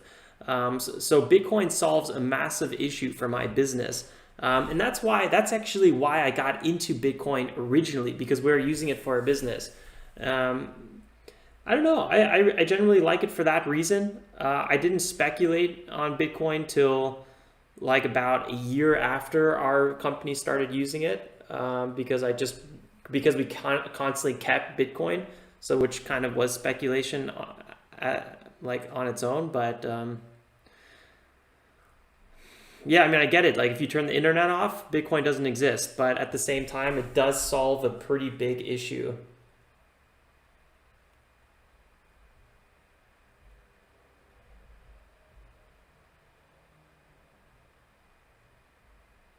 Yeah, we got a pretty wicked hack with crypto. That was no joke. Worst part is it was actually our payout account where we were paying our clients with, so it was just sitting there. Oh, what is going on with all these letters here, guys? Please, let's keep it English. I don't wanna block anyone, but I can't read that. I don't know if it's really helping the community.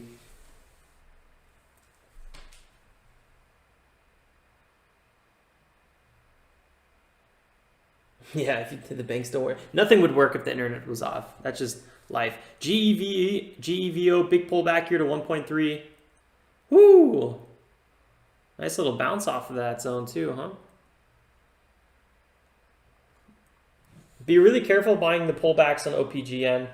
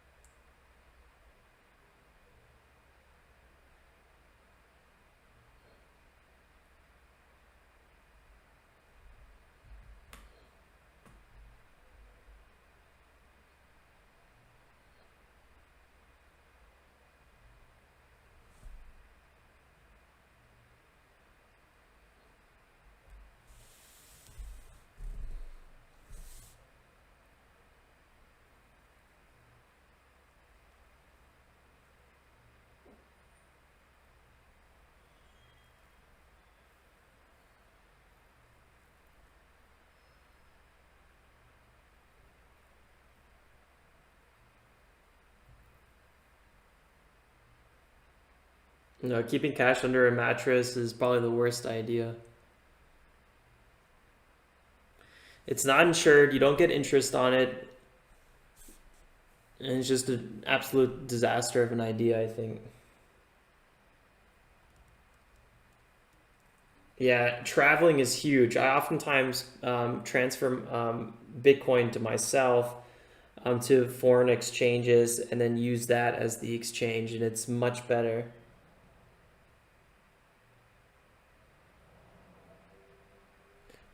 What do I think about the GEVO dip? I love dips, and that dip at 1.3 was just about perfect. I'm pretty much done with trading though. I'm a little upset I missed this dip here. My alert didn't go off. I should have known that TOS wasn't going to have the alert going off, but man, I don't know what I'm going to do. Tomorrow, I'm not even sure if I want to trade after 9:30, so we'll see what happens. I might trade with small size or something. I'm not going to say I'm not going to trade, but if I could wrap up trading pre-market tomorrow on Friday, I might do so. And then only if I see a phenomenal setup, I'll take it. I'm just not sure. I'm a little bit fed up with TOS this week. I thought it was going to be like a 2-day thing. It ended up being a whole week. So I don't know.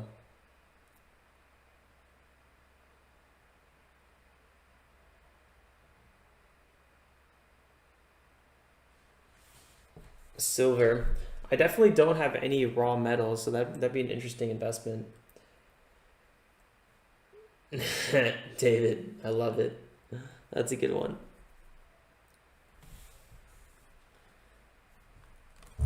What a disaster, OPGN, huh?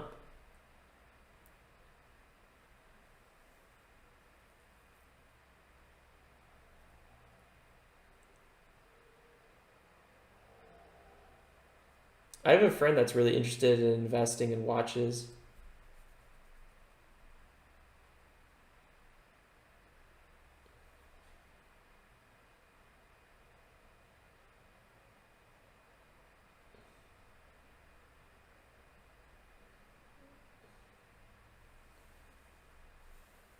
Yeah, maybe I will on Friday. We could test it out, do a little bit of pre-market beta testing on Friday. But it's kind of like my prep time where I kind of, have a little bit of downtime. I don't have to, do much. So I'm not really sure if that's something I want to take away.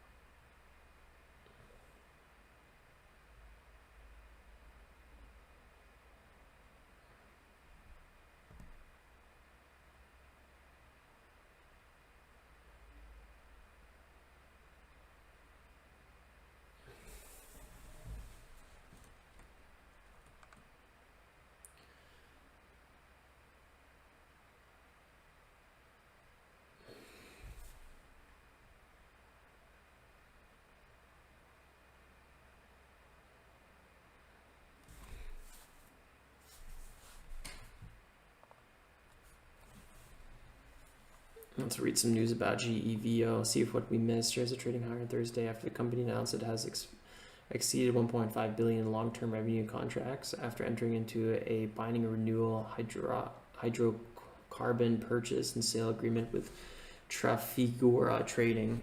Trafigura Trading.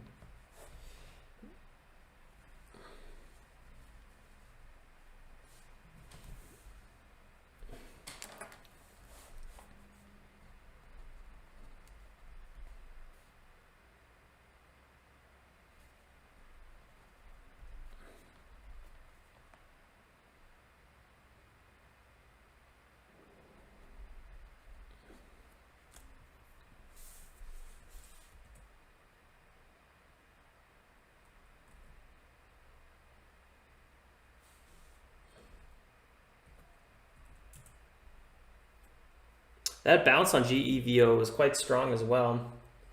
U.S. Specialty Chemicals Company.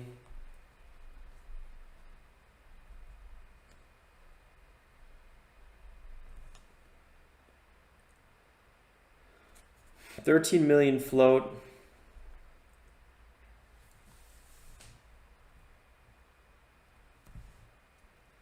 $1.5 billion revenue is quite a lot for a 30 million market cap company.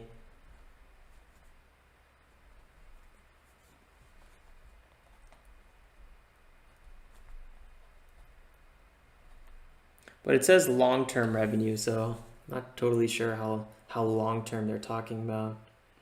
Renewable chemicals and biofuel company engaged in development and commercial petroleum-based producer feedstock.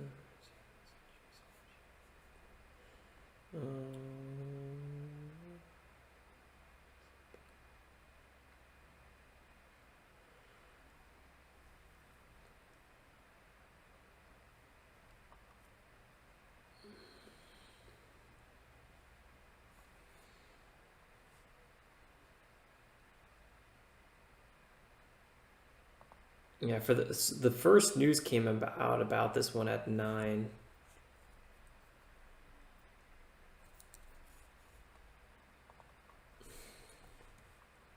So GEVO, let's quickly go back to this one.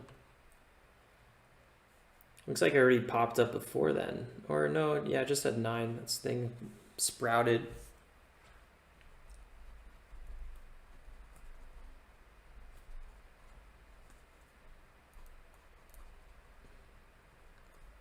Definitely worth talking about this one, for sure.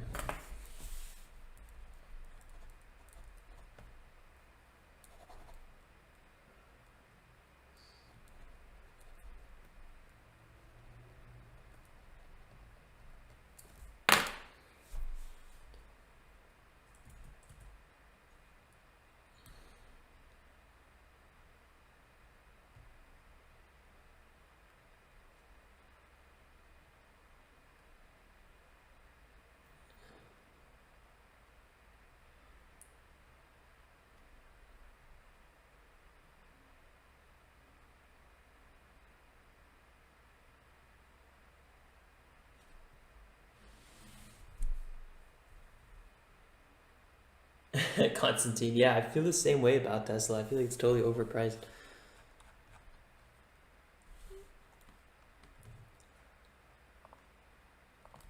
That was a nice bounce off of 1.3.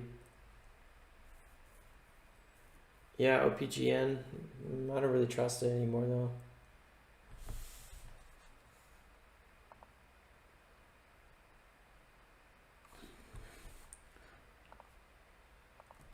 That was a pretty sweet move. OPGN had off the low. I actually really wanted this trade at 2.5. I had the alert here. It never went off, which was a little bit unfortunate. So missed that one. Man, today I was really a little bit of tripping over myself and just, you know, so many trips put up in place because of TOS. So it's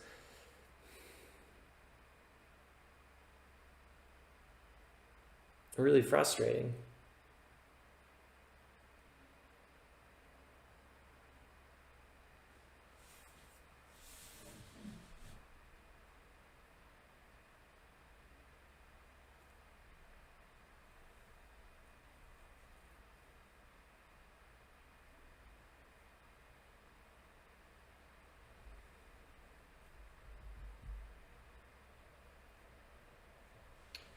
I wonder what low carbon gasoline is.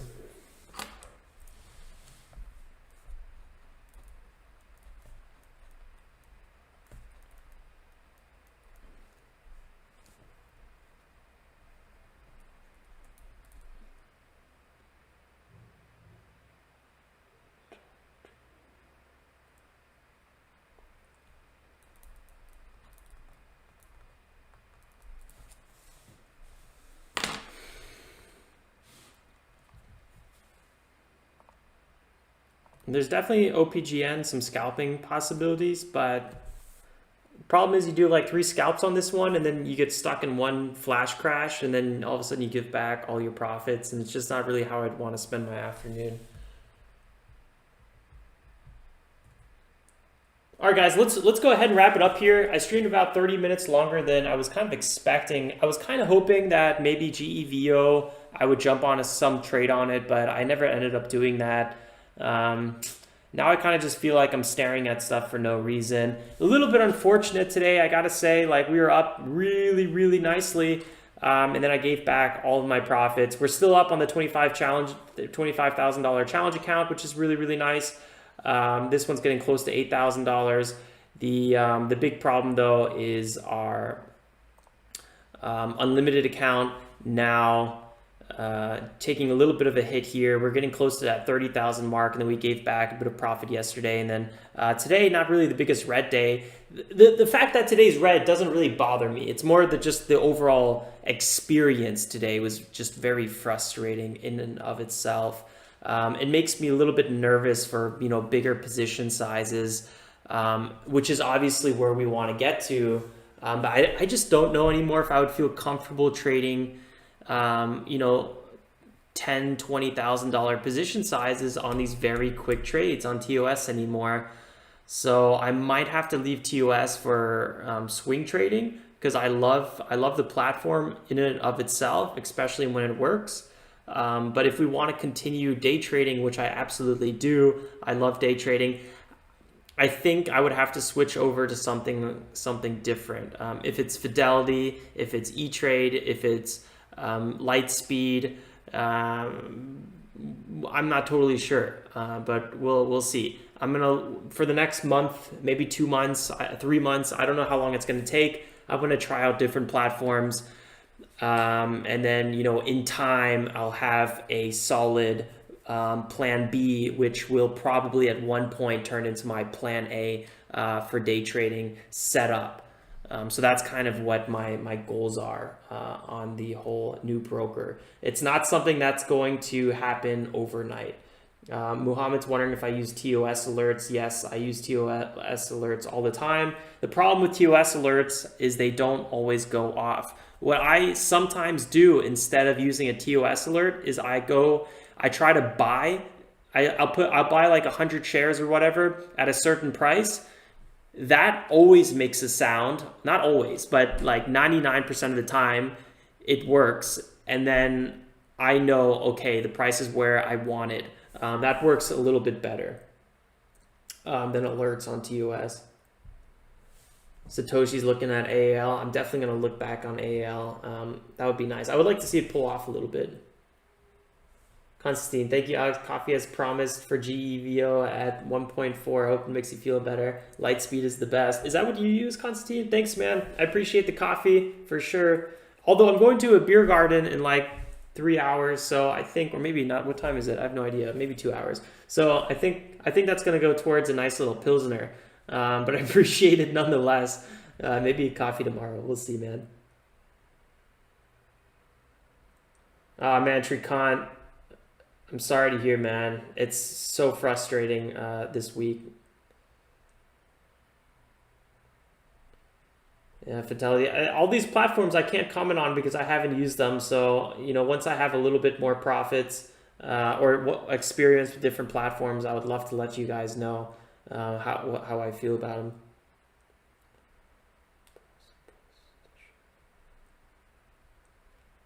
them. Oh God, calm down. It's going with the 50. Hey man, I appreciate it. Had some pretty big donations from you. I really, really appreciate it, man. I'm trying to reinvest everything in my TOS, Trade Journal server costs to keep Trade Journal free. Have a Hefeweizen. I love Hefeweizen. I appreciate it though, Calm Down and Constantine. I appreciate the support, guys. And everyone else for dropping the likes. It means a lot.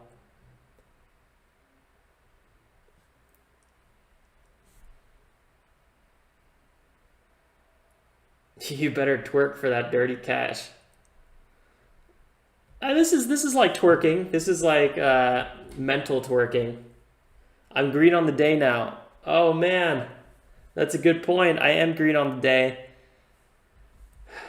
I appreciate for putting me back up green on the day, guys. No losses for Alex. Day twerking. That's what we're doing here. I don't think I would be the best twerker, to be honest.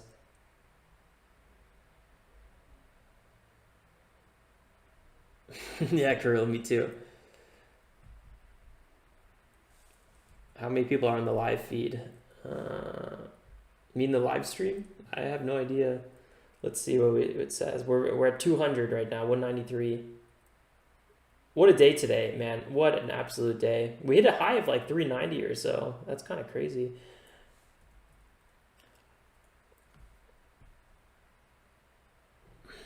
And just to kind of show the trades here, this is going to be an interesting recap. I don't know if you guys watched the live stream recaps when I timestamped the trades, but man, it's a bit of a roller coaster. I like to go over in the mornings, and today's going to be, tomorrow mornings when I watch these, it's going to be like, oh, I'm going to shake my head quite a lot. I know that. Eugene, I think it's like 150 or so, plus the commissions, which is pretty expensive. Here, Constantine is 130 a month plus 0.0045 per share traded. Yeah, the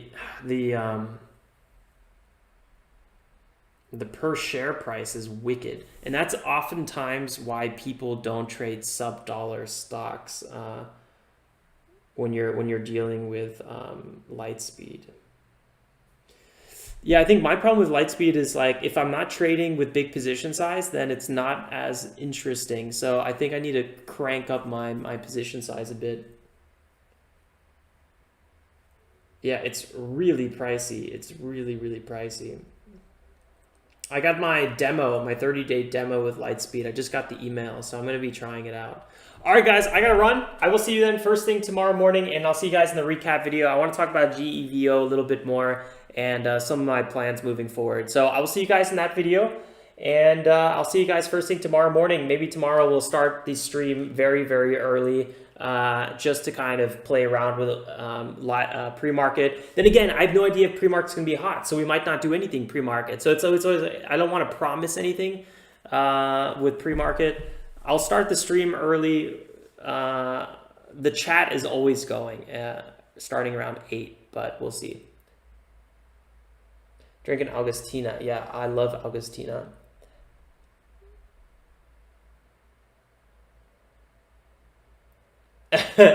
No problem, David. I'll try to remember doing it again tomorrow. Just kidding. Eugene, yeah, I know it's not in the description, but the second line of text says Discord that way. So hopefully that makes sense. I need to make a short link, maybe on Bitly or something. That way I don't have to update the Bitly link every time. All right, guys. Pros, take care. I'll see you tonight and tomorrow morning. Boom, boom. Ciao. Cacao. Peace. First link has to be Discord. Technically, the first link is the Discord. Kind of.